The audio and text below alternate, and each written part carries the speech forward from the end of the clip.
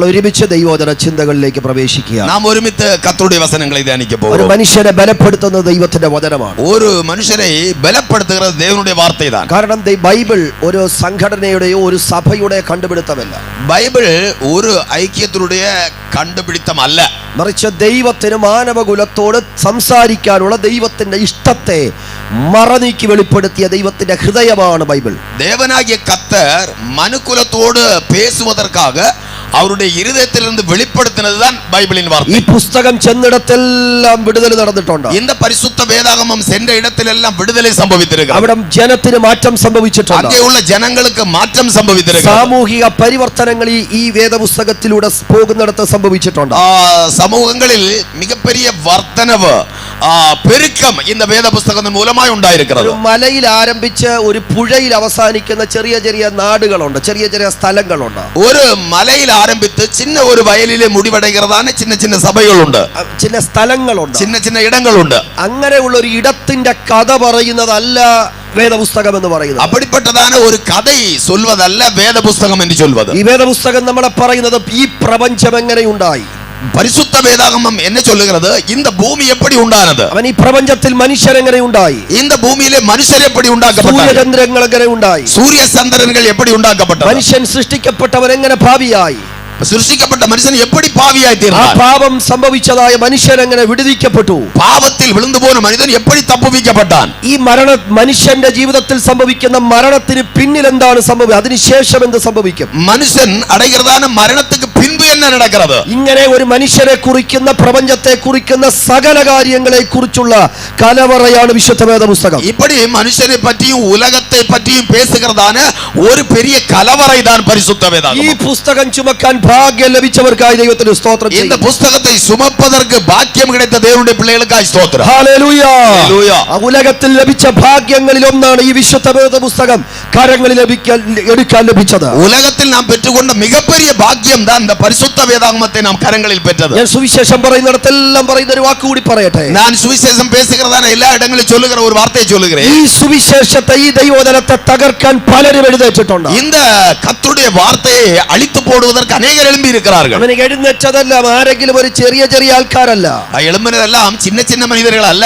അവൻ സാക്ഷരത അല്ലെങ്കിൽ വിദ്യാഭ്യാസത്തിൽ ഉന്നതമായി നിൽക്കുന്നവർ, படிப்பறிவிலே ரொம்ப உன்னதமானவர்கள், രാജാക്കന്മാർ, ராஜாக்கள், സാമ്രാജ്യത്വ ശക്തികൾ, பேரரசின் வல்லமைகள், രാജ്യങ്ങൾ ഉൾപ്പെടെ, பெரிய தேசங்கள் உൾപ്പെടെ ഈ പുസ്തകത്തെ തകർക്കാൻ ശ്രമിച്ചിട്ടും, இந்த പുസ്തകത്തെ അഴിച്ചു പോട അവர்கள் നിனைத்துം ഇന്നും ഇത് തകരാതിരിക്കുന്നതിന്റെ കാരണം ഇതിനകത്ത് വ്യാപരിക്കുന്നത് മനുഷ്യന്റെ ചിന്തയല്ല, ദൈവത്തിന്റെ ചിന്തയായതുകൊണ്ടാണ്. ഇന്ന് വരെയിലും അത് നിലനിർത്തിയിരിക്കുന്നത്, ഇതിലെ ആമേ സോദരം വ്യാപരിച്ചിരിക്കുന്നത് മനുഷ്യരുടെ വല്ലമയല്ല, ദൈവത്തിന്റെ പരിശുദ്ധ വിശുദ്ധ വേദപുസ്തകം പറയുന്നു. പരിശുദ്ധ വേദാഗമം சொல்லுகிறது 2 തീമോഥെയോസ് 3:16. 2 തീമോഥെയോസ് നിരുപം 3-ാം അധ്യായത്തിൽ 16-ാം വചനം. എല്ലാ തിരുവെഴുത്തും ദൈവത്തിന്റെ ശ്വാസമാണ്.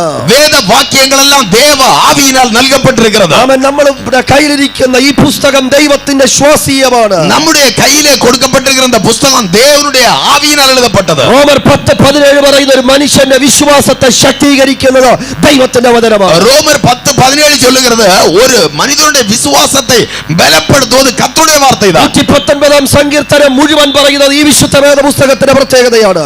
119-ാം സംഗീതം മുഴുവനും പേசுகிறது இந்த பரிசுத்த வேதாகமத்தின் விசேஷங்களை தான். ഒരു സുവിശേഷകൻ എന്നുള്ള നിലയിൽ ഞാൻ ആത്മാവിൽ വിളിച്ചു പറയാം. ഒരു സുവിശേഷകൻ എന്ന നിലയിൽ ഞാൻ ആവിയിലെ കൂപ്പിട്ട് ചൊല്ലുகிறேன். ഉലകത്തിലെ സകല സുവിശേഷ പ്രതികളെ നശിപ്പിച്ചാലും, ഉലകത്തിലുള്ള എല്ലാ സുവിശേഷ പ്രതികളെയും അഴിത്താലും, വേദപുസ്തകങ്ങളും അഗ്നിക്കിരയാക്കിയാലും, വേദപുസ്തകം മുഴുവനും അഗ്നിക്ക് ഇരയാക്കിനാലും വേദപുസ്തകത്തെ തകർക്കാൻ കഴിയത്തില്ല. വേദപുസ്തകത്തെ അഴിക്കാൻ முடியாது. കാരണം ഈ വാക്കുകൾക്കിടയിൽ വ്യാപരിക്കുന്നത് പരിശുദ്ധാത്മാവിന്റെ ശക്തിയും ദൈവത്തിന്റെ ജീവനുമാണ്. കാരണം இந்த വചനങ്ങൾക്കുള്ള വ്യാപരിച്ചിരിക്കുന്നത് പരിശുദ്ധാവിயின் വല്ലമയാ இருக்கிறது. നിങ്ങൾക്കറിയാം 40-ലധികം എഴുത്തുകാരാണ് ഈ വിശുദ്ധ വേദപുസ്തകം എഴുതിയത്. உங்களுக்கு தெரியும் இந்த பரிசுத்த வேதாகமத்தை 40க்கு மேற்பட்டதான எழுத்துக்காரர்கள் எழுதி இருக்கிறார்கள். 40-ലധികം എഴുത്തുകാർ എഴുതിയ വർഷം നിങ്ങൾ കേൾക്കണം.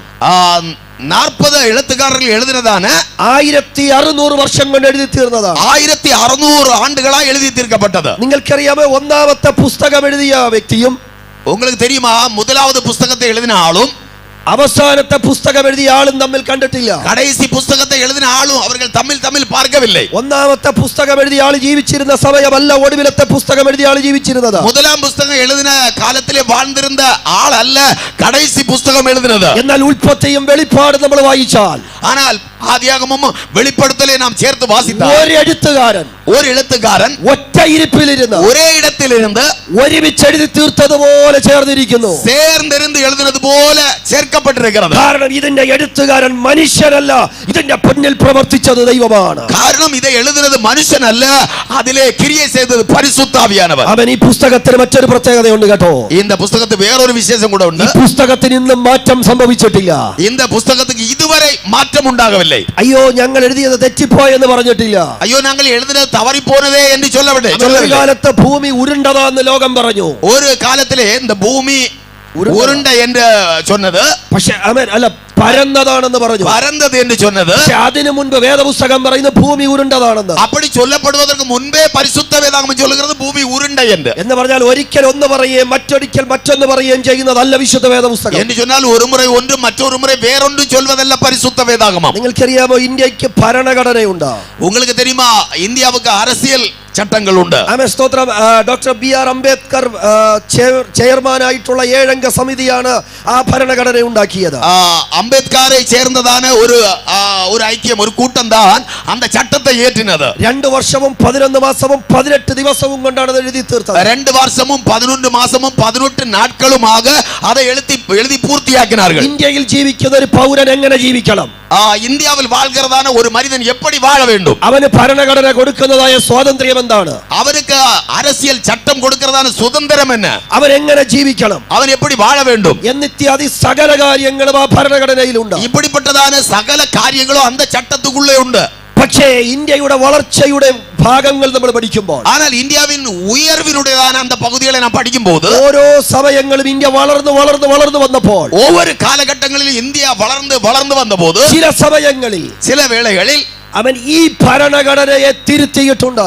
இந்த சட்டங்களை திருத்தி இருக்கிறார்கள். ഭേദഗതി എന്ന് പറയും, വ്യത്യാസപ്പെടുത്തുതൽ എന്ന് சொல்லுவார்கள். അത് രാജ്യസഭയും ലോക്സഭയും തമ്മിൽ അവരെ പാസ്സാക്കും. അത് പാർലമെന്റിലും മാநிலங்களவைയിലും அதை പാസ്സാക്കുവാர்கள். ഇന്ന ഭരണഘടനയിലെ ഇന്ന പേജിലുള്ള ഇന്ന കാര്യത്തെ നമ്മളൊന്ന് ചേഞ്ച് ചെയ്യുന്നു. ഇന്ന அந்த சட்ட புத்தகத்திலுள்ள இன்ன பாகத்திலுள்ள இன்ன விஷயத்தை நாம் மாற்றுகிறோம். പക്ഷെ ഇന്ന് വരെ, ஆனால் இன்று வரையிலும் നമ്മുടെ കയ്യിലിരിക്കുന്ന വേദപുസ്തകത്തിലെ ഒരു വാക്ക് പോലും, നമ്മുടെ കയ്യിൽ കൊടുക്കപ്പെട്ടിരിക്കുന്ന പരിശുദ്ധ വേദാഗമത്തിൻ ഒരു എഴുത്ത് കൂടെ മാറ്റേണ്ട ഗതി വന്നിട്ടില്ല. മാറ്റ വേണ്ടിയതാണ് സൂழ்நிலை വരവില്ല. കാരണം ഇതിന്റെ പിന്നിൽ പ്രവർത്തിച്ചത് മനുഷ്യനല്ല, ദൈവമാണ്. കാരണം ഇതിൽ വ്യാപരിച്ചത് മനുഷ്യനല്ല, പരിശുദ്ധാവിയാണ്. കാരണം വിശുദ്ധ വേദപുസ്തകം പറയുന്നു, പരിശുദ്ധ വേദാഗമം ചൊല്ലുகிறது, ആകാശം മാറും, വാനങ്ങൾ മാറിപ്പോകും, ഭൂമി മാറിപ്പോകും, ഭൂമി അകന്നു പോകും, എന്റെ വചനമോ മാറുകയില്ല, എൻ വാർത്തകളോ മാറുവതില്ല. ഒരിക്കൽ കൂടി എത്ര പേർക്ക് ഇന്ന് രാത്രി സന്തോഷമുണ്ട്? എത്ര പേർക്ക് അതേ ദിനത്തിൽ സന്തോഷമുണ്ട്? ഈ പുസ്തകത്തെ ചുമക്കാൻ ലഭിച്ച ഭാഗ്യം,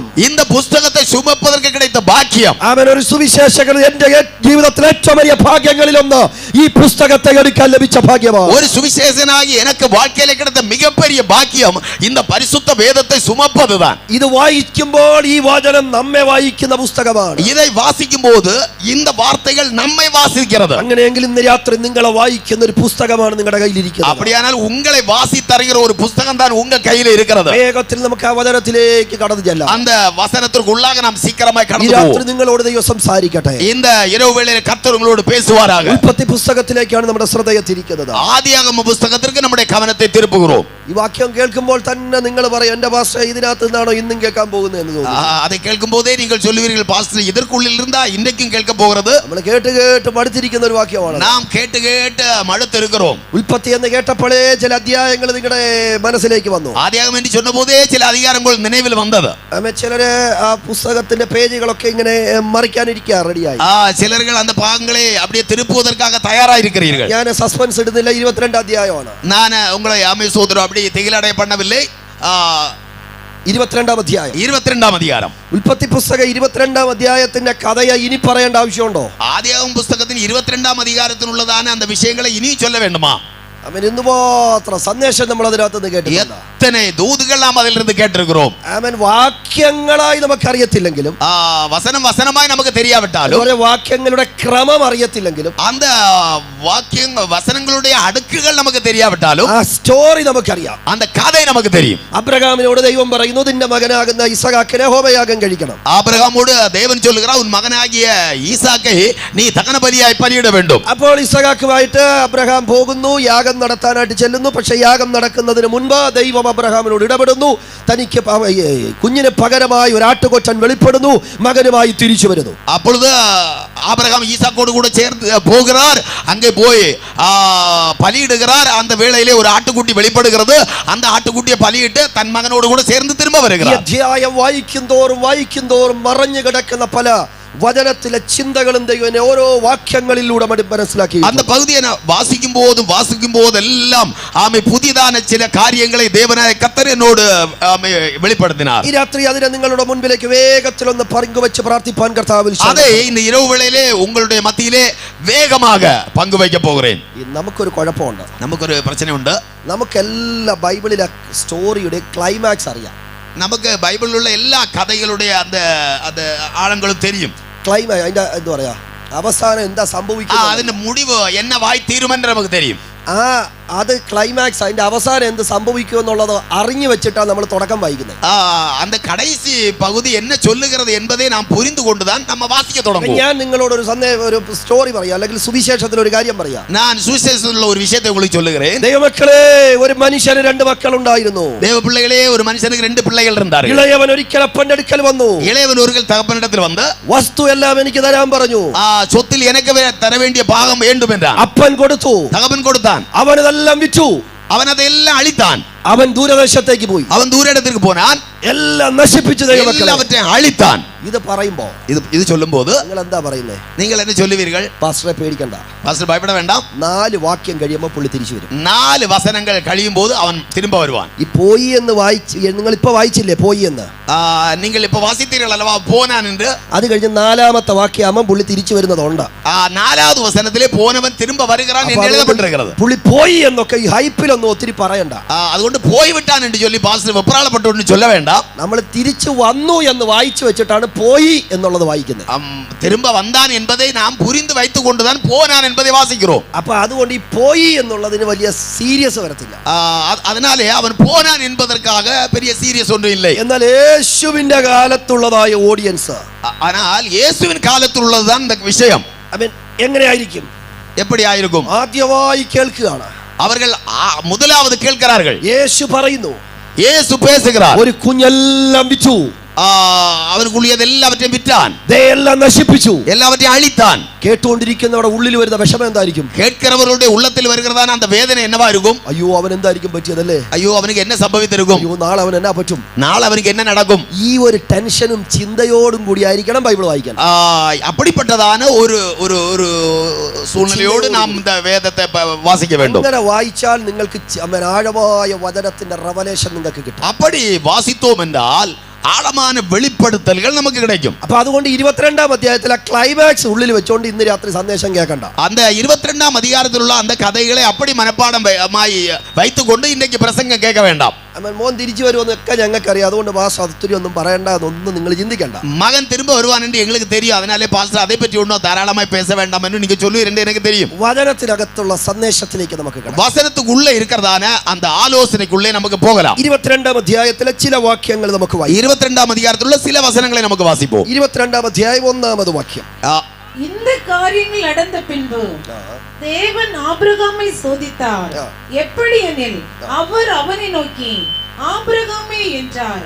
அவன் இதோ அடியேன் என்றான். അബ്രഹാമേ എന്ന് വിളിച്ചു. ആബ്രഹാമേ എന്ന് കൂപ്പിട്ടാർ. അടിയൻ ഇതാ, അടിയൻ ഇതോ എന്ന് சொன்னார். ഈ വാക്യം എല്ലാവരും ശ്രദ്ധിച്ചു എന്ന് വിശ്വസിക്കുന്നു. இந்த വചനം എല്ലാവരും കവനിത്തീர்கள் എന്ന് ഞാൻ വിശ്വസിக்கிறேன். ഞാൻ പറയുന്ന വാക്കുകൾ നിങ്ങൾക്ക് മനസ്സിലാകണമെന്ന് ശഠിക്കുന്ന ഒരാളാണ്.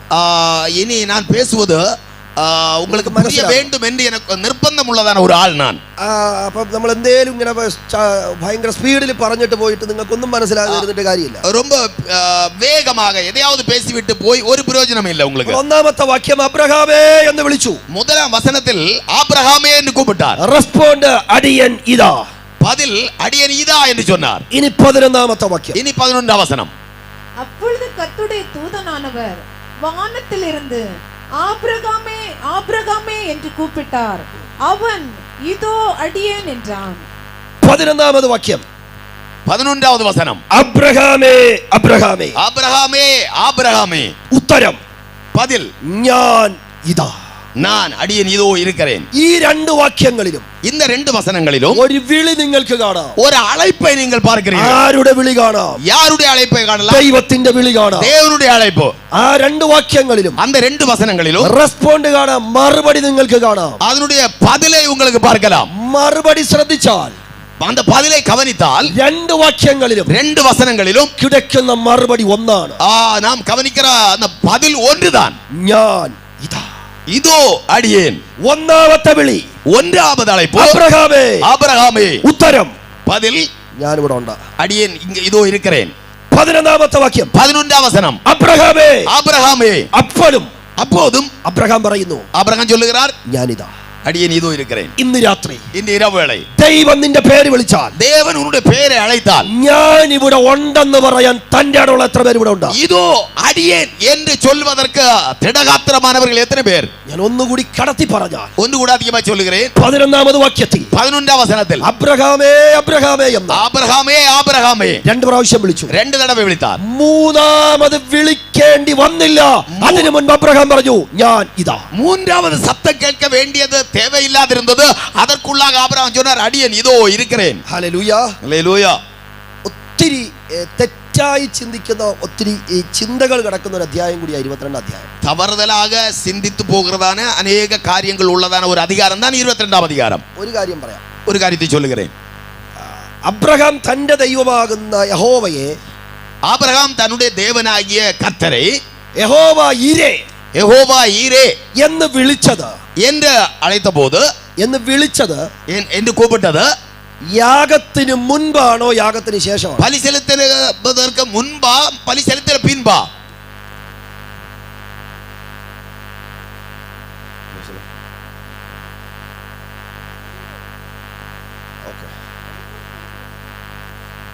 മൊത്തം ഒരു കൺഫ്യൂഷൻ ആയില്ലേ? അപ്പൊ 22ാം അധ്യായം നമ്മൾ വായിച്ചുകൊണ്ടിരുന്നതല്ല, വേറെ എന്തൊക്കെയോ ഉണ്ടെന്ന് ഇപ്പൊ മനസ്സിലായില്ലേ? അപ്പൊ നാം 22ஆம் அதிகாரம் വാസിച്ചു കൊണ്ടിരുന്ന വേറെ ഏതെല്ലാമോ ചിന്തയിലുണ്ട് പുരിന്തതല്ലവാ. മുമ്പെന്ന് പറയുന്നു, പിമ്പെന്ന് പറയുന്നു, നമുക്ക് എന്താന്ന് ചിന്തിക്കാം. ചിലർ മുൻപ് എന്ന് ചൊല്ലുക, ചിലർ പിൻപ് എന്ന് ചൊല്ലുക. എന്നവെன்று നമുക്ക് ധ്യാനിக்கலாம். 13ാമത് വാക്യം 13ஆம் வசனம். ஆபிரகாம் தன் கண்களை ஏறெடுத்து பார்க்கும்போது இதோ பின்னாக புதரிலே தன் கொம்புகள் சிக்கி கொண்டிருந்த ஒரு ஆட்டுக்கடாவை கண்டான். அப்பொழுது ஆபிரகாம் போய் கடாவை பிடித்து அதை தன் குமாரனுக்கு பதிலாக பலியிட்டான். 14ാമത് വാക്യം. ஆபிரகாம் அந்த இடத்துக்கு யெகோவா ஈரே என்று பெயரிட்டான். യഹോവ ഈരേ എന്ന പേര് ഇട്ടു. யெகோவா ஈரே என்று பெயரிட்டான். അപ്പോൾ ചോദ്യം, കേൾവി, അബ്രഹാം യഹോവയെ ഇരേ എന്ന് വിളിച്ചത് യാഗത്തിന് മുൻപാണോ ശേഷമാണോ? ஆபிரகாம் தேவனாகிய கர்த்தரை யெகோவா ஈரே என்று சொன்னது பலி செலுத்துவதற்கு முன்பா பின்பா? ഇനി ഉറപ്പാണെന്നല്ലോ. ഇനി ഉറുതിതാനേ. നമ്മൾ എപ്പോഴാ പറഞ്ഞുകൊണ്ടിരിക്കുന്നത്? നാം எப்போது சொல்லிக் கொண்டிருக்கிறோம். നമുക്കൊരു വീട് വെക്കണം. നമുക്കൊരു വീട് வைக்க வேண்டும். യഹോവ ഈരേ. യഹോവ ഈരേ. ഒരു വണ്ടി വാങ്ങിക്കണം. ഒരു വാഹനം വാങ്ങണം. യഹോവ ഈരേ. യഹോവ ഈരേ. അബ്രഹാം എന്താ ചെയ്യുന്നേ? ആബ്രഹാം என்ன செய்தார்? കേറി താമസത്തിന്റെ അന്ന് പറയും യഹോവ ഈരേ.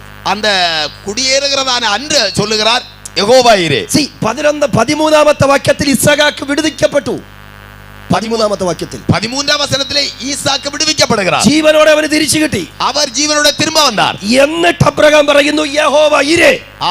தொடர்ந்து ஆபிரகாம் சொல்லுகிறார் யெகோவா ஈரே. എന്നാൽ ഈ പന്തലിരിക്കുന്ന ചിലർ ഇപ്പോഴും സ്തോത്രം പറയുന്നില്ല. இப்போதும் അനേകർ സ്തോത്രം ചൊല്ലவில்லை. പാസ്റ്റർ എനിക്ക് ഒന്നോട്ട് ഇപ്പോഴും മനസ്സിലായിട്ടില്ല. பாஸ்டர் எனக்கு இன்னும் புரியவில்லை சரியாக. അപ്പനും മോനുമായിട്ട് മല കയറുമ്പോഴല്ലേ ഇത് പറഞ്ഞേ? தகப்பனும் மகனுமாக மலையிலே ஏறி போகிற வேளையில் அல்லவா இதை சொன்னது? നോക്കണ്ട, അവിടെ ഇല്ല. பார்க்க வேண்டாம், அப்படி இல்லை. 7ാമത്തെ വാക്യം, അപ്പനോട് മോൻ ചോദിച്ചു, കത്തിയുണ്ട്, വിറകുണ്ട്, തീയുണ്ട്, യാഗവസ്തു എന്തിയേ? அந்த 7ஆம் வசனத்திலே மகன் தகப்பனோடு சொல்லுகிறான், விறகு உண்டு, கத்தி உண்டு, தீ உண்டு, ஆனா பலிமிருகம் எங்கே?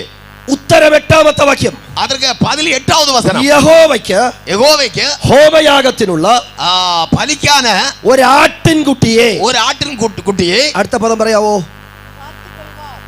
നോക്കിക്കൊള്ളും. பார்த்துக் கொள்வார். ഇരേ എന്നൊന്നും വല്ലോ അവിടെ വിളിച്ചായിട്ട് വാക്യമുണ്ടോ? அங்கே இரே என்று சொல்லப்பட்டதாக உண்டா?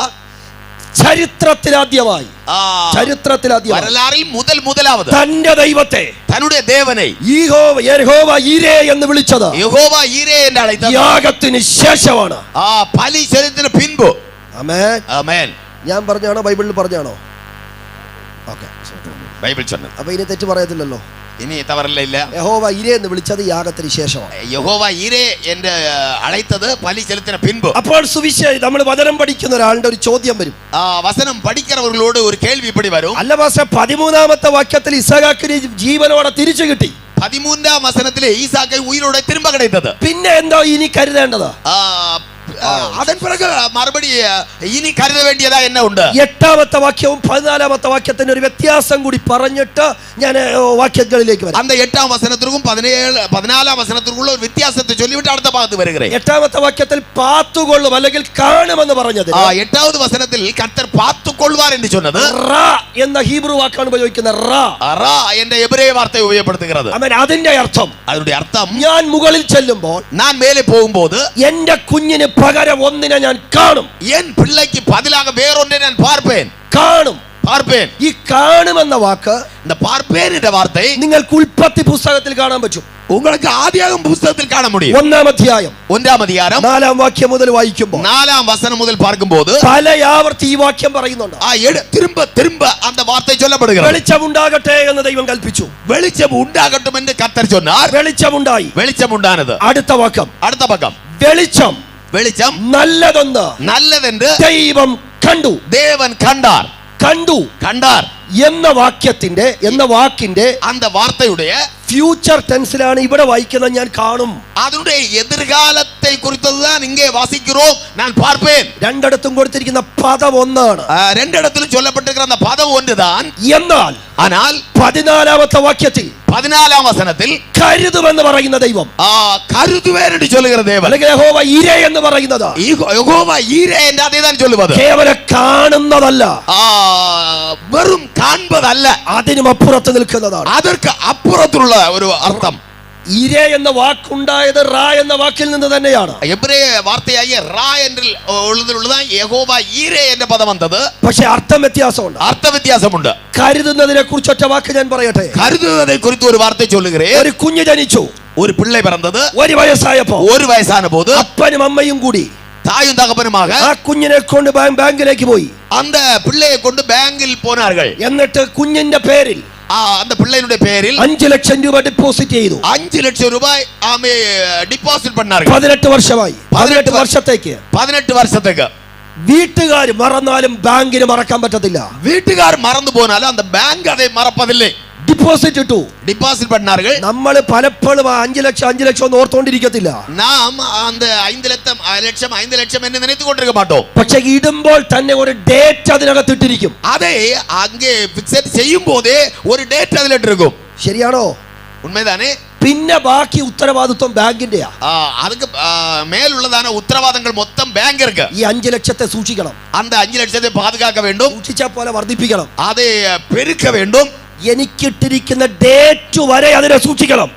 ഞാൻ കൊടുത്തിരിക്കുന്നതാണ് அந்த தேதி வரைக்கும் அதை பாதுகாக்கணும். ഞാൻ മരിച്ചാൽ അതിനകത്ത് അടുത്ത പേരുണ്ട്, അതുവരെക്ക് ഇത് കൊടുക്കണം. ഞാൻ ഇറന്നു പോയാൽ അതിലെ നോമിനായിട്ട് കൊടുക്കപ്പെട്ടിരിക്കുന്ന പേരുള്ളവർക്ക് അത് കൊടുക്കണം. ഡിപ്പോസിറ്റ് ഇടുമ്പോൾ ഇട്ടിരിക്കുന്ന ഡേറ്റ് വരെ സൂക്ഷിച്ച് വർദ്ധിപ്പിച്ച് കൊടുക്കുന്നതിന്റെ പേരാ കരുതുക.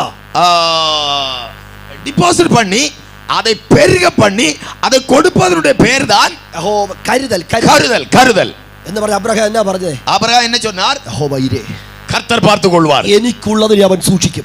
எனக்குள்ளதை அவர் பார்த்துக் கொள்வார். അതിനെ പ്രൊട്ടക്ട് ചെയ്യും.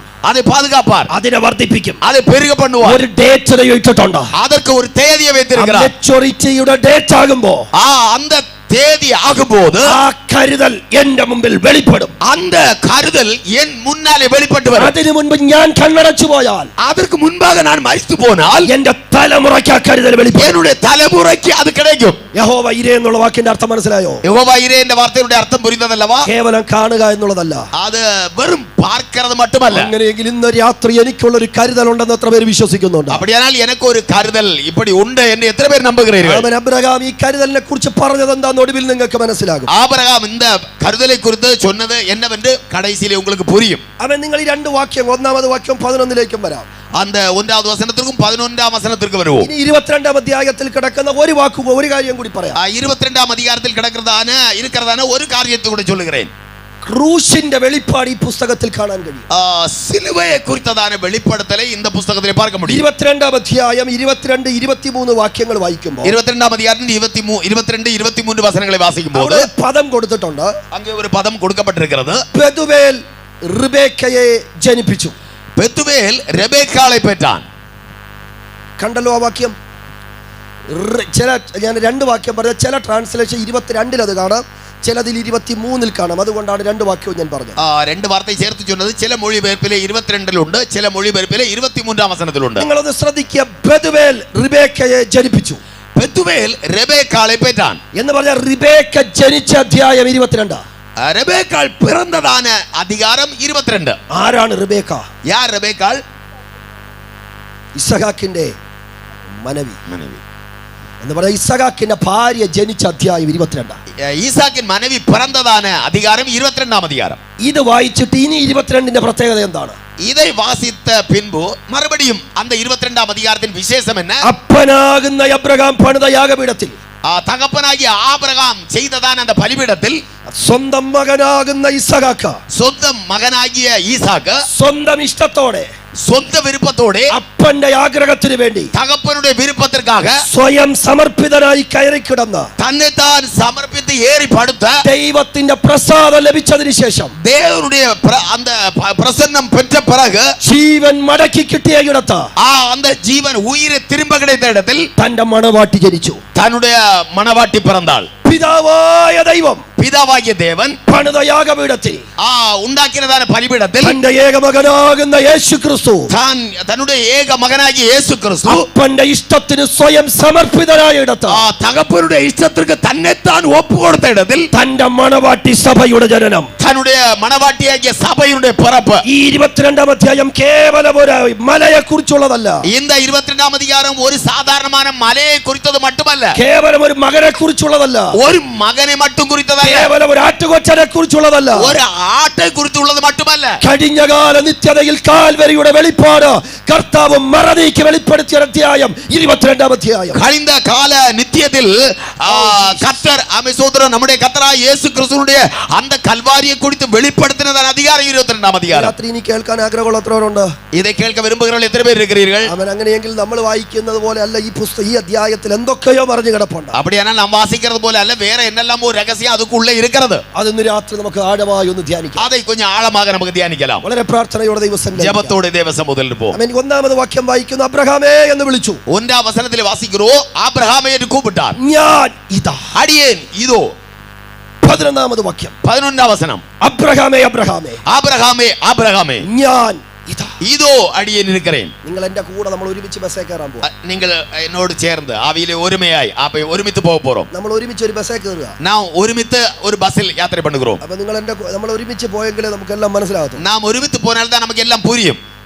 ഒന്നാമത്തെ വാക്യം അല്ല 11ാമത് വാക്യം. 1ാം വസനം അല്ല 11ാം വസനം. ഒന്നാമത്തെ വാക്യം നിങ്ങൾ അബ്രഹാമിന്റെ വീട്ടിലേക്ക് ഒന്ന് നോക്കിയാട്ടെ. 1ാം വസനത്തിനുള്ളിൽ ആബ്രഹാമിന്റെ വീട്ടെ ഒന്ന് നോക്കി പാരുங்கள். നിങ്ങൾ എല്ലാവരും ഇപ്പൊ മമ്രയുടെ തോപ്പിൽ അബ്രഹാമിന്റെ വീടിന്റെ മുമ്പിൽ നിൽക്കുക. നാം എല്ലാവരും இப்பொழுது മമ്രയുടെ തോപ്പിൽ ആബ്രഹാമിന്റെ വീട്ടിൻ മുറ്റത്തിലെ നിൽக்கிறோம். നിങ്ങൾക്ക് എന്തൊക്കെ കാണാൻ പറ്റും? உங்களுக்கு என்னெல்லாம் பார்க்க முடியும்? സാറയുണ്ട്, സാറാ இருக்கிறார்கள், വേലക്കാരൊക്കെ ഇഷ്ടം പോലെ നിൽക്കുക. ഇഷ്ടം പോലെ വേലക്കാരൻ നിൽக்கிறார்கள். ഇസഹാക്ക് ഭയങ്കരമായിട്ട് കൂളായിട്ട് ആ മെത്തയെ കിടന്നുറങ്ങുന്നു.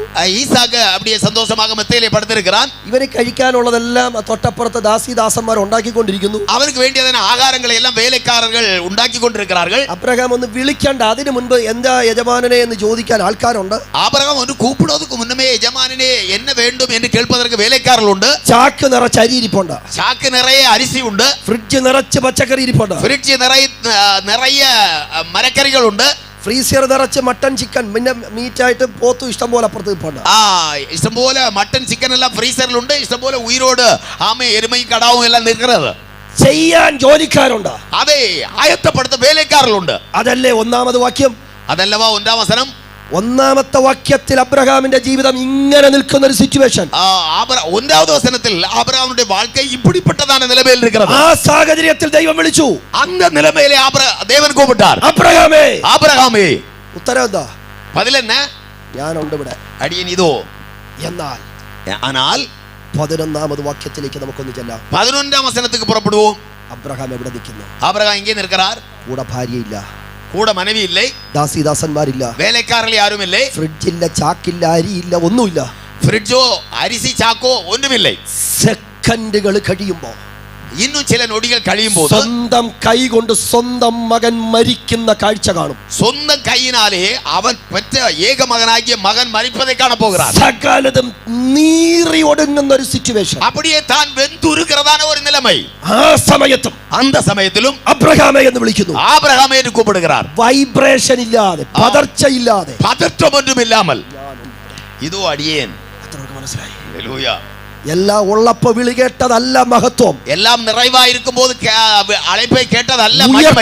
കത്തിക്കും കഴുത്തിനുമിടയിൽ ദൈവം അബ്രഹാമേ എന്ന് വിളിക്കുമ്പോൾ പതർച്ചയില്ലാതെ അബ്രഹാം പറയുന്നു, ഞാൻ ഇവിടെ ഉണ്ട്.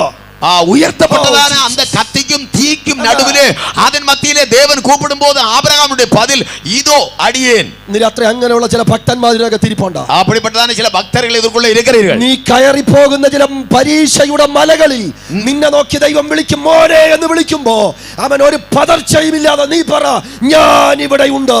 നീ ഏറി പോകുന്നതാണ് அப்படிப்பட்டதான பலி செலுத்துகிறதான ஒரு மலையில ஏறி போகும்போதும் தேவன் கூப்பிடும்போது ஒரு பதற்றமும் இல்லாமல் இதோ அடியேன் இருக்கிறேன் என்று சொல்லுவாய். എല്ലാം ഉള്ളപ്പോൾ വിളി കേൾക്കുന്നവനല്ല ഭക്തൻ. എല്ലാം നിറവായി ഇരിക്കുമ്പോൾ അழைப்பை കേൾക്കുന്നവൻ അല്ല പരിശുദ്ധവാൻ. നഷ്ടത്തിന്റെ താഴ്വരയിലൂടെ പോകുമ്പോൾ, നഷ്ടത്തിൻ പള്ളത്താക്കിൽ കൂടെ കടക്കുമ്പോൾ, ഹൃദയത്തിൽ വാള് കടക്കുന്നത് പോലെ വേദനയിലൂടെ പോകുമ്പോൾ, ഹൃദയത്തിൽ പട്ടയം കടക്കുന്നത് പോലുള്ള വേദനയിലെ പുറപ്പെടുമ്പോഴും ഇന്ന് രാത്രി അബ്രഹാമേ എന്ന് വിളിച്ചാൽ, அந்த வேளையிலும் ஆபிரகாமே என்று கூப்பிட்டார். ഈ പന്തലിനകത്ത് നിന്റെ പേര് ദൈവം വിളിച്ചാൽ, ஒருவேளை இந்த பந்தலுக்குள்ள இருக்கிற உங்களுடைய பெயரை அழைத்தால், ഞാനിതാ എന്ന് പറയാൻ എത്ര പേര് കേൾക്കുന്നുണ്ടോ? അടിയൻ ഇതോ എന്ന് சொல்வதற்கு എത്ര പേർ തയ്യാറായി இருக்கிறீர்கள்? നിന്നെ നോക്കി ദൈവം പറയും, നീയാണ് ഭക്തൻ. அது உன்னை அப்பொழுது உன்னை பார்த்து கர்த்தர் சொல்வார், நீதான் பக்தன்.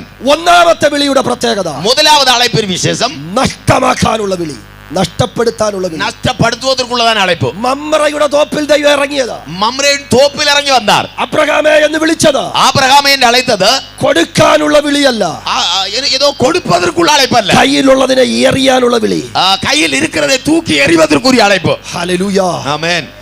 11ാമത് വാക്യം, 11ാം വസനം, രണ്ടാമത്തെ വിളി, രണ്ടാമത് അழைപ്പ്. ആമേൻ, സ്തോത്രം. ചില മഹത്വം വെളിപ്പെടുത്താനുള്ള വിളി, ചില മഹിമയാന കാര്യങ്ങളെ വെളിപ്പെടുത്തുവதற்குரியതാണ് അழைപ്പ്. രാത്രി ഒന്നാമത്തെ വിളി കേട്ട് ഇറങ്ങിയവർ ഇതിനകത്ത് ഇരിപ്പുണ്ട്. முதலாவது അழைப்பை കേട്ട് ഇറങ്ങിയവരിൽ ഇതിൽക്കുള്ള ഉണ്ട്. താമസമിന രണ്ടാമതൊരു വിളി നമ്മൾ കേൾക്കാൻ വേണ്ടി പോകുന്നു. கொஞ்சமும் தாமதியாமல் இரண்டாவது ஒரு அழைப்பை கேட்க போகிறோம். ഒന്നാമത്തെ വിളിയുടെ പേരിൽ നമ്മൾ നഷ്ടപ്പെടുത്തിയതല്ല, ஒன்றாவது அழைப்பினுடைய பேரு நம்மை நஷ்டப்படுத்தினதல்ல, ലാഭമാക്കുന്ന ഒരു രണ്ടാമത്തെ വിളി നമുക്ക് വേണ്ടി ദൈവം വെയിറ്റ് ചെയ്യുന്നു. ലാഭമാക്കി തീർക്കുന്നതാണ് ഒരു രണ്ടാമത് അழைப்பை தேவன் வைத்திருக்கிறார். രണ്ടാമത്തെ വിളി കേൾക്കാൻ ആഗ്രഹിക്കുന്ന എത്ര പേരുണ്ട്?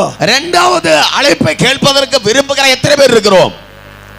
അങ്ങനെ ആഗ്രഹിക്കുന്നെങ്കിൽ ഒന്നാമത്തെ വിളി നീ കേട്ടിരിക്കണം. அப்படி விரும்புகிறீர்கள் என்றால் முதலாவது அழைப்பையும் நீங்கள் கேட்டிருக்க வேண்டும். ഒന്നാമത്തെ വിളി കേൾക്കാതെ രണ്ടാമത്തെ വിളി കേൾക്കണമെന്ന് വിചാരിച്ചു ഒറ്റ എണ്ണത്തിൽ എന്തെങ്കിലും വിളിക്കുകയല്ല. ஒன்றாவது அழைப்பை கேட்காமல் இரண்டாவது அழைப்பை கேட்க வேண்டும் என்று விரும்புகிற யாரையும் தேவன் அழைக்க மாட்டார். താമസമിന് ആകാശമേഘങ്ങളിൽ രണ്ടാമതൊരു വിളി ദൈവം വിളിക്കുന്നുണ്ട്. தாமதமில்லாமல் எவ்வளவு சீக்கிரமாக ஆகாயம் மேகத்திலே அழைக்கிறதான ஒரு அழைப்பு உண்டு. ഇവിടെ കയറി വരുവീൻ എന്ന് നമ്മളെ വിളിക്കും. இங்கே ஏறி வாருங்கள் என்று அழைப்பார். സഭയെ വിളിക്കുന്ന ഒരു വിളിയുണ്ട്. സഭയെ അழைக்கிற ഒരു അழைപ്പുണ്ട്. അത് നിങ്ങൾ കേൾക്കണമെങ്കിൽ, അത് കേൾക്ക വേണ്ടുമാനാൽ, ഒരു സുവിശേഷ യോഗമാകയാൽ ദേശനിവാസികളോട് ഉൾപ്പെടെ ഞാൻ പറയാം, ആ സുവിശേഷ കൂട്ടമാകപടിയാൽ இந்த தேசம் உட்பட எல்லாவரோடும் சொல்லுகிறேன், ഇന്ന് രാത്രി ദൈവം നിന്നെ ഒന്നാമത് വിളിക്കുകയാണ്. தேவன் இன்று இரவு வேளையிலே முதலாவது உன்னை அழைக்கிறார். നീ എന്റെ അടുക്കലേക്ക് ഒന്ന് കയറി വാ. നീ എൻ പക്കത്തിലേ വാ. നീ വരുമെങ്കിൽ ഞാൻ നിന്നെ രണ്ടാമതും വിളിക്കാം. നീ വരുവായാൽ രണ്ടാമത് ഞാൻ ഉന്നെ അழைப்பேன். ഒന്നാമത്തെ വിളി കേട്ട് പന്തൽ വന്ന ദൈവമക്കളെ ഓർത്ത് ദൈവത്തിന് സ്തോത്രം ചെയ്യുന്നു. முதலாவது அழைப்பை கேட்டு இந்த பந்தலுக்குள்ளே வந்த கர்த்தருடைய பிள்ளைகளுக்காய் ஸ்தோத்திரம். ഒന്നാമത്തെ വിളി പല നഷ്ടങ്ങൾ നിന്റെ ജീവിതത്തിൽ വന്നിരിക്കാം. முதலாவது அழைப்பிலே பல நஷ்டங்கள் உன் வாழ்க்கையிலே സംഭവിച്ചിരിக்கலாம். ശോധനകളിലൂടെ കടന്നു പോയിരിക്കാം. പരീക്ഷ സോധനകളിൽ കൂടെ കടന്നു പോയിരിக்கலாம். പക്ഷെ താമസമിന് അവന്റെ വിളി വരുന്നുണ്ട് കേട്ടോ. ஆனால் தாமதமில்லாமல் எவ்வளவு சீக்கிரம் இரண்டாவது அழைப்பு வருகிறது. വേഗത്തിൽ നമുക്ക് വചനങ്ങളിലൂടെ ഞാൻ മുന്നോട്ട് പോകുകയാണ്. വചനം വഴിയാக നമുക്ക് മുന്നോട്ട് പോകலாம். 22ാം അധ്യായത്തിലേക്ക് നമ്മൾ കടന്നു വരും. 22ാം அதிகாரத்துக்கு நாம் திரும்ப வருவோம். ദൈവം അബ്രഹാമിനെ വിളിച്ചു. தேவன் ஆபிரகாமை அழைத்தார். നഷ്ടമാക്കുന്ന വിളി എന്ന് പറയുമ്പോൾ நஷ்டமாக்குறதான அழைப்பு என்று சொல்லும்போது അതിന്റെ ആഴം ഞാൻ ഒന്ന് നിങ്ങളുടെ മുമ്പിലേക്ക് വരച്ചു കാണിക്കാം. அதனுடைய ஆழத்தை ஒன்று கூட உங்கள் மத்தியில் சொல்லுகிறேன். അതിന്റെ രണ്ടാമത്തെ വാക്യത്തിൽ இரண்டாவது வசனத்தில் നീ സ്നേഹിക്കുന്ന நீ நேசிக்கிற നിന്റെ ഏകജാതനായ മകനെ, உன்னுடைய ஒரே பேரான குமாரனை, അടുത്ത പദം രണ്ടാമത് വാക്യം, இரண்டாம் வசனம், உன் ஏகசுதனும் ஆ. உன் நேசகுமாரனுமாகிய ஈசாக்கை ஆ. நீ இப்பொழுது அழைத்து கொண்டு மோரியா தேசத்துக்கு போய் அங்கே நான் உனக்கு குறிக்கும் மலைகள் ஒன்றின் மேல் அவனை தகன பலியாக பலியிடு என்றார். ദഹന ബലി എന്ന വാക്ക് നിങ്ങളുടെ മനസ്സിലേക്ക് വരണം. தகன பலி என்ற வார்த்தை உங்கள் எண்ணத்தில் ஓடி வர வேண்டும். ദൈവം അബ്രഹാമിനോട് മോനെ കൊല്ലാൻ പറഞ്ഞാൽ മതിയായിരുന്നു. தேவன் ஆபிரகாமிடத்திலே மகனை கொல்ல சொன்னால் போதுமா இருந்தது. അല്ലെങ്കിൽ നീ ഞാൻ കാണിക്കുന്ന മലയെ കൊണ്ടുപോയി അവനെ വിട്ടിട്ട് പോകുന്നു പറഞ്ഞാൽ മതിയായിരുന്നു. അല്ലെങ്കിൽ நான் காண்பிக்கிறதான அந்த மலையில கொண்டு போய் அவனை விட்டுட்டு வா என்று சொன்னா போதும். ദൈവം പറഞ്ഞ പദം കണ്ടോ? அந்த தேவன் சொன்னதான அந்த பதத்தை பாருங்கள். ദഹനയാഗം, ഹോമയാഗം കഴിക്കണം. அவனை தகன பலியாக பலியிடு. ഹോമയാഗത്തിന്റെ ഡീറ്റെയിൽഡ് മുഴുവൻ കാണുന്നത് പുറപ്പാട് പുസ്തകത്തിൽ. அந்த தகன பலியுடைய மொத்த அந்த அதனுடைய അടുക്കൈ നാം பார்க்கிறது യാത്രാവും പുസ്തകത്തിൽ. പക്ഷേ എല്ലാ യാഗങ്ങളും അവൻ ജീവിച്ചിരിക്കുന്ന സ്ഥലങ്ങളുമായി ബന്ധപ്പെട്ടതാണ്. എല്ലാ அந்த பலிகளும் வாழ்ந்திருக்கிற அதை குறித்ததான சம்பவங்கள் தான். അങ്ങനെയെങ്കിൽ അബ്രഹാമിന് ഈ ദഹനബലിയെ കുറിച്ച് അറിയാം, ആ ദേശത്തിലുള്ള കാര്യമാണ്.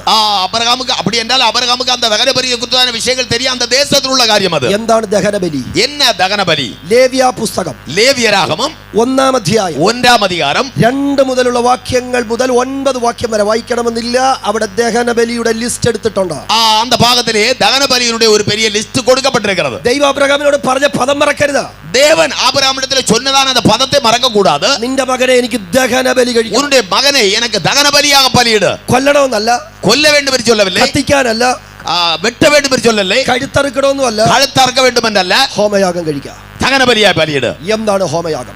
என்ன தகன பலி? ഹോമയാഗം കഴിക്കാൻ ആഗ്രഹിക്കുന്ന ഒരു മനുഷ്യൻ, தகன பலியை செலுத்த விரும்புகிற ஒரு மனுஷன், അവന്റെ പൈസയുടെ നിലവാരം അനുസരിച്ച് அவருடைய பணத்தின் நிலைமைக்கு தக்கதாக കാളയാകാം, ആടാകാം, ഇങ്ങനെ ഓരോ അവന്റെ പൈസയുടെ ലെവൽ അനുസരിച്ച് അതിനെ കൊണ്ടുവരാം. அவருடைய வசதிக்கு ஏற்ற வண்ணமாக அது மாடோ ஆடோ கொண்டு வரலாம். ലേവ്യ പുസ്തകം 1-2-3 വാക്യങ്ങൾ. ലേവ്യരാഗമം 2-ാം അധികാരത്തിൽ 1-2 വചനങ്ങൾ. എന്നിട്ട് ഈ യാഗമൃഗത്തെ കൊണ്ടുവന്ന ടാബർനാക്കിളിന്റെ ഈ സമാഗമന കൂടാരത്തിന്റെ ദൈവാലയത്തിന്റെ എൻട്രൻസിൽ, അതിന്റെ കവാടത്തിൽ നിർത്തുന്നു. அந்த பலிமிருகத்தை கொண்டு வந்து அந்த ஆசரிப்பு கூடாரத்தின் வாசற்படியிலே நிறுத்துகிறான். വേഴ്സ് 3 മൂന്നാമത്തെ വാക്യത്തിൽ അത് എഴുതിയിട്ടുണ്ട്. 3-ാவது വചനത്തിൽ എഴുതപ്പെട്ടിരിക്കുന്നത്. എന്നിട്ട് കൊണ്ടുവരുന്നയാള് അവൻ ഈ യാഗമൃഗത്തിന്റെ തലയിൽ കൈവയ്ക്കണം. கொண்டு வருகிறதான அந்த மனுஷன் அந்த பலிமிருகத்தின் தலையின் மேல் கையை வைக்க வேண்டும். ലേവ്യ പുസ്തകം 1-4 അത് എഴുതിയിട്ടുണ്ട്. ലേവ്യരാഗം 1-4 எழுதியிருக்கிறது. വേഴ്സ് 5 മുതലുള്ള വാക്യങ്ങൾ വായിക്കുന്നത് അതിനെ ഖണ്ഡം ഖണ്ഡമായി നുറുക്കണം. 5-ാം വചനം മുതൽ വാസിக்கிறோம், அதை கண்டம் கண்டமாக துண்டித்து 6 മുതൽ 6, 7, 8 വാക്യങ്ങൾ അതിനെ കത്തിക്കണം. 6, 7, 8 വചനങ്ങളിലെ பார்க்கிறோம், அதை தீயிலிட்டு எரிக்க வேண்டும். എന്നിട്ട് ഇൻഡസ്ട്രിയിൽ അകത്തുള്ളതെല്ലാം പുറത്തെടുക്കണം. தொடர்ந்து அதுக்கு உள்ளே இருக்கிறது எல்லாம் வெளியே எடுக்கணும். അതിനെ കഴുകണം, அதை கழுக வேண்டும். മറ്റൊരിടത്ത് പറയുന്നത് എന്നിട്ട് ഇതിന്റെ രക്തം കളക്ട് ചെയ്യണം. மற்றொரு இடத்தில் வாசிக்கிறோம், அதனுடைய രക്തத்தை கூட்டி சேர்க்க வேண்டும். എന്നിട്ട് തളിക്കണം. அதை തളിக்க வேண்டும். ഇതിന്റെ പേരാണ് ഈ യാഗം. அதுக்கு பேர் தான் பலி. ദൈവ അബ്രഹാമിനോട് പറയുന്നു, தேவன் ஆபிரகாமோடு சொல்லுகிறார், നിന്റെ മകനെ, உன்னுடைய மகனை എനിക്ക് ഹോമയാഗം കഴിക്കണം. எனக்கு தகன பலியாய் பலியிட வேண்டும். എന്ന് പറഞ്ഞ അർത്ഥം എന്നാ? அதனுடைய அர்த்தம் என்ன? നിന്റെ മോനെ കൊണ്ടുവരണം, നിന്റെ മകനെ കൊണ്ടുവരണം. உன்னுடைய மகனை கூட்டி கொண்டு வர வேண்டும். ദൈവ സാന്നിധ്യം നിൽക്കുന്ന എന്റെ അടുത്ത് അവനെ നിർത്തണം. ஐயா, தேவ சமூகத்தில் நிற்க என் பக்கத்தில் அவனை நிறுத்த வேண்டும். നിന്റെ കൈ അവന്റെ മേൽ വെക്കണം. உன்னுடைய கையை அவன் மேல் வைக்க வேண்டும். നിന്റെ കൈ കൊണ്ട് അവനെ മുറിക്കണം. உன்னுடைய கையினாலே அவனை வெட்ட வேண்டும். വെട്ടുക എന്നുള്ള ഖണ്ഡം ഹോമയാഗം എന്നുള്ളതാണ്. ഖണ്ഡം ഖണ്ഡമായി നുറുക്കണം. தகனபலி அதை கண்டம் கண்டமாக முறிக்க வேண்டும். ഇൻഡസ്ട്രിയെ മുഴുവൻ പുറത്തെടുക്കണം. அந்த உள் பாகத்தில் உள்ளதெல்லாம் வெளியே எடுக்க வேண்டும். രക്തം കളക്ട് ചെയ്യണം. அந்த രക്തத்தை சேகரிக்க வேண்டும். യാഗപീഠത്തിൽ തളിക്കണം. அந்த பலிபீடத்திலே தளிக்க வேண்டும். ആരെ കുറിച്ച് പറയുക? யாரை பற்றி சொல்லப்பட்டிருக்கிறது? സ്വന്തം മോനെ, சொந்த மகனை. புரிகிறதா உங்களுக்கு? അവിടെയാണ് അബ്രഹാമേന്ന് ദൈവം വിളിക്കുന്നത്. அந்த ஸ்தானத்தில் தான், அந்த இடத்தில் தான் ஆபிரகாமே என்று கூப்பிடுகிறார். നമ്മൾ കേൾക്കാൻ പറ്റുമോ? நம்மை கொண்டு அதை கேட்க முடியுமா? കേൾക്കുന്ന പോയിട്ട് അപ്പോൾ ദൈവത്തെ എന്തൊക്കെ പറയുന്നു നമുക്ക് തന്നെ അറിയാം.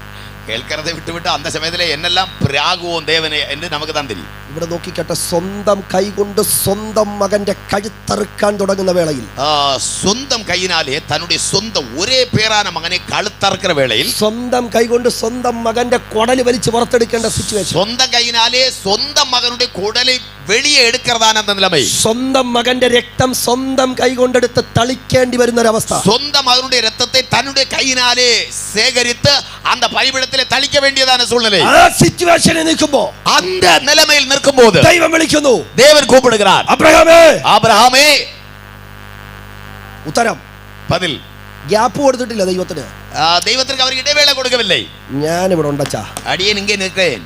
ആ വിശ്വാസത്തിന്റെ ഡെപ്ത് മനസ്സിലാവുന്നുണ്ടോ? அந்த விசுவாசத்தின் ஆழம் உங்களுக்கு புரிகிறதா? നിങ്ങളുടെ ഉള്ളിൽ ആ ഒരു കത്തൽ വരുന്നില്ല ഇപ്പോ?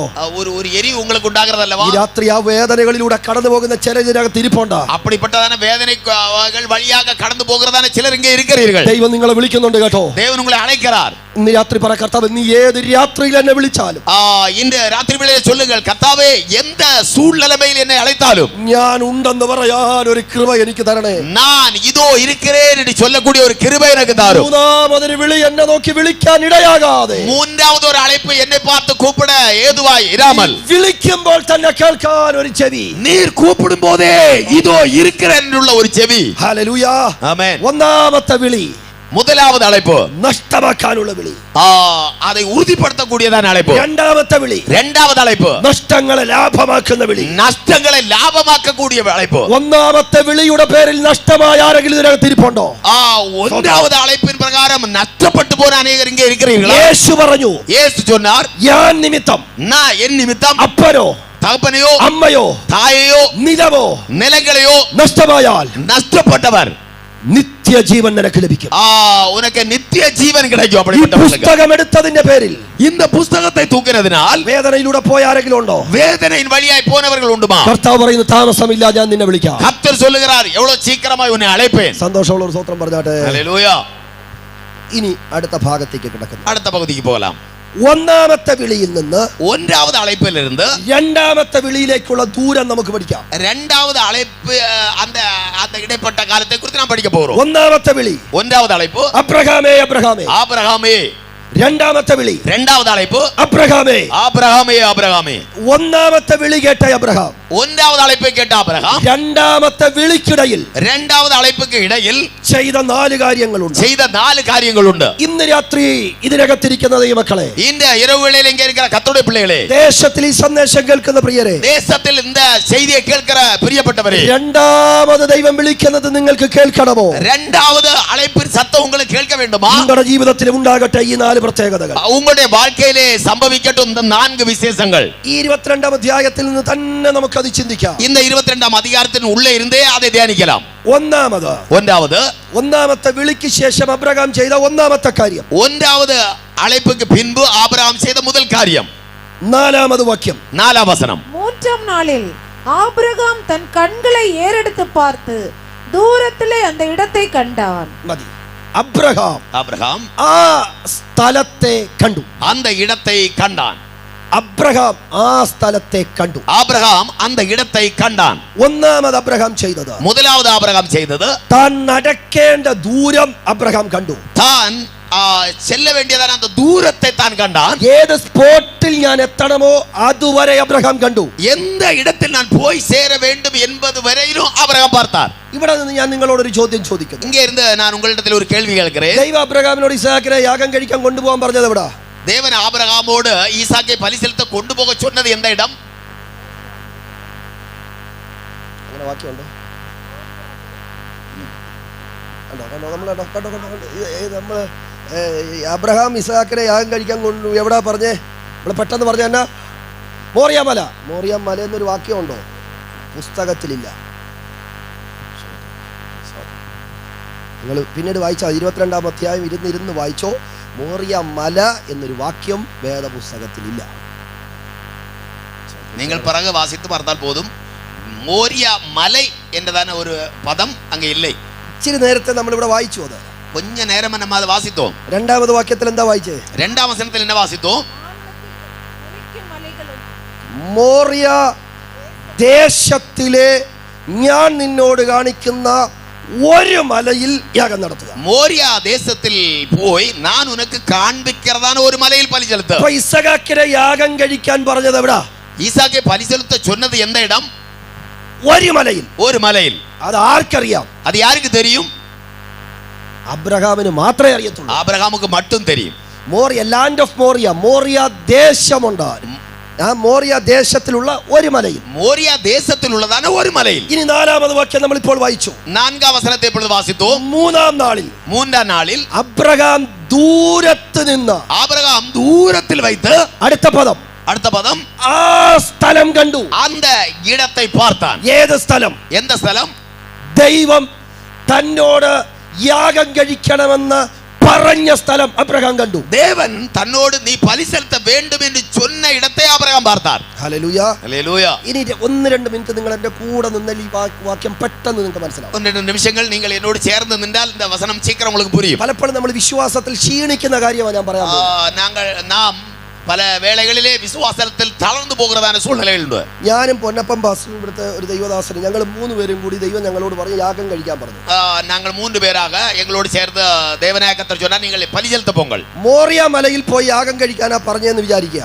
மோரியா மலையிலே போய் பலி செலுத்துங்கள் என்று சொன்னார் என்று வைத்துக் கொள்ளுங்கள். ഒരു കുഴപ്പമില്ല, ஒரு பிரச்சனையும் இல்ல. പൊന്നപ്പൻ പാസ്റ്റർക്ക് കാറുണ്ട്, பொன்னம் பிரதர் கார் உண்டு, അദ്ദേഹം ഓടിക്കും, அவர் ஓட்டுவார். ഞങ്ങൾ രണ്ടുപേരും പുറകെ ഇരിക്കും. நாங்கள் 2 பேரும் பின்னால வந்திருப்போம். അല്ലെങ്കിൽ അദ്ദേഹം മുമ്പിലിരിക്കും, ഞാൻ പുറകിലിരിക്കും. அல்லது அவர் முன்னால் இருப்பார், பாஸ் பின்னால் இருப்பார். ഡിക്കിയിൽ യാഗത്തിനുള്ള വിറക് കയറ്റും. அந்த டிக்கிலே பலி செலுத்தக்கூடிய விறகை ஏற்றுவோம். ഞങ്ങൾ പോകുന്ന വഴിക്ക് രണ്ടിടത്ത് നിർത്തി ചായ കുടിക്കും. நாங்கள் போகிற இடத்துல 2 இடத்துல நிப்பாட்டி சாய் குடிப்போம். ഞങ്ങൾ ആത്മീയമായിട്ടൊക്കെ സംസാരിക്കും. நாங்கள் ஆவிக்குரிய காரியங்களை பேசுவோம். ഇടയ്ക്കൊക്കെ അന്യഭാഷയെ പറഞ്ഞ് നമ്മൾ ആരാധിക്കും.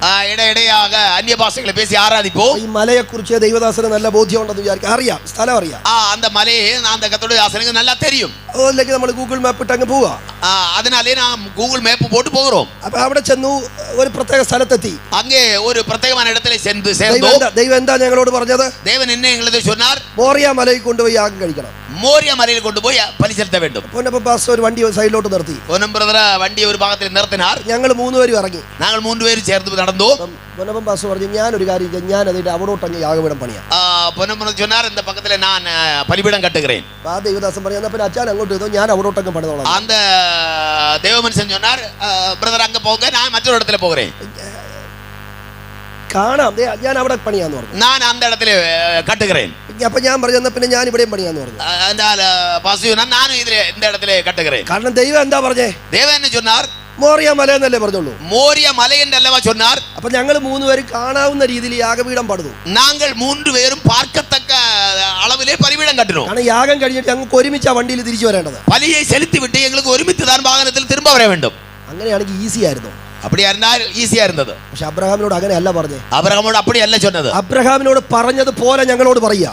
ஆபிரகாமோடு சொன்னது போல எங்களோடு சொல்லுகிறார். എന്നോട് പറയാ, என்னோடு சொல்லுகிறார். മോറിയ ദേശത്തിലെ, மோரியா தேசத்திலே ഞാൻ നിന്നോട് പറയുന്ന நான் உனக்கு காண்பிக்கிற ഒരു മലയിൽ യാഗം നടത്തണം. ஒரு மலையிலே பலி செலுத்த. പൊന്നപ്പൻ പാസ്റ്ററോട് ദൈവം പറഞ്ഞു, பொன்னம் பிரதரோடு சொன்னார், മോറിയ ദേശത്തിലെ மோரியா தேசத்திலே ഞാൻ നിന്നോട് நான் உன்னோடு പറയുന്നിടത്ത് യാഗം നടത്തുക. சொல்லுகிற இடத்திலே பலி செலுத்த.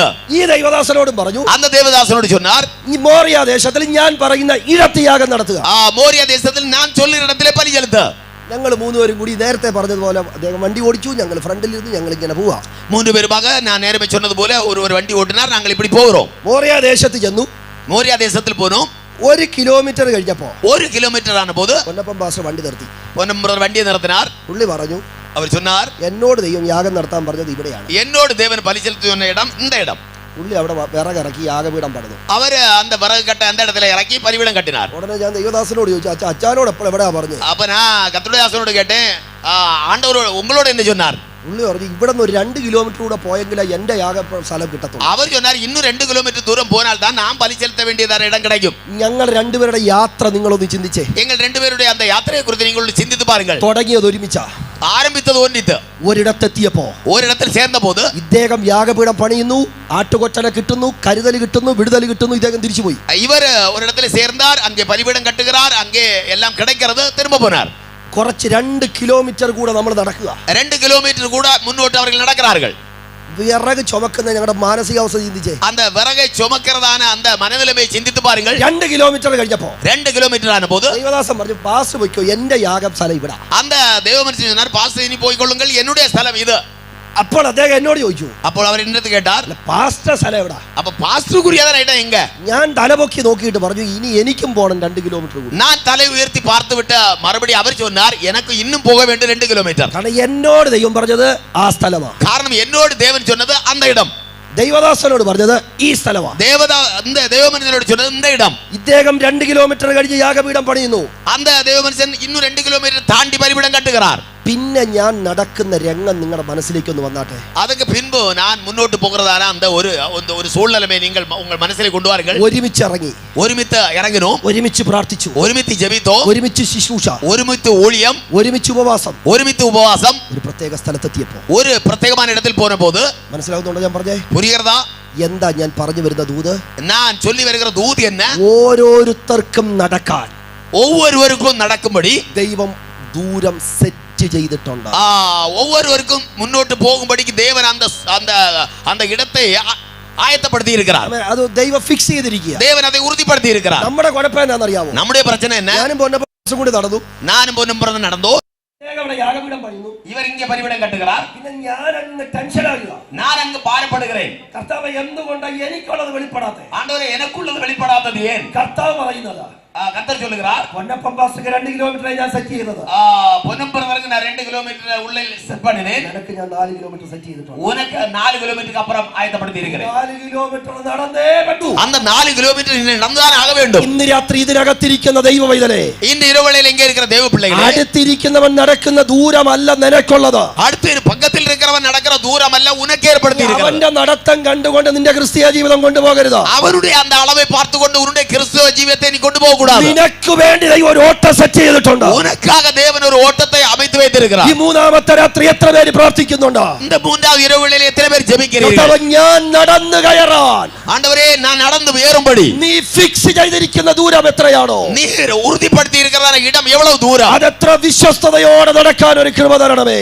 அதை உண்மையாகவே நடப்பதற்கு தாண்டி போவதற்கு கிருபை தர வேண்டுமே. അങ്ങനെ എത്ര പേര് ഇന്ന് രാത്രി അതിനു വേണ്ടി പ്രാർത്ഥിക്കുന്നുണ്ട്? அப்படி എത്ര പേർ அதற்காக ജപിக்கிறீர்கள்? മറ്റുള്ളവർ നടക്കുന്ന ദൂരവുമായി കമ്പയർ ചെയ്ത ക്രിസ്തീയ ജീവിതം ക്ഷീണിച്ചു പോകരുത്.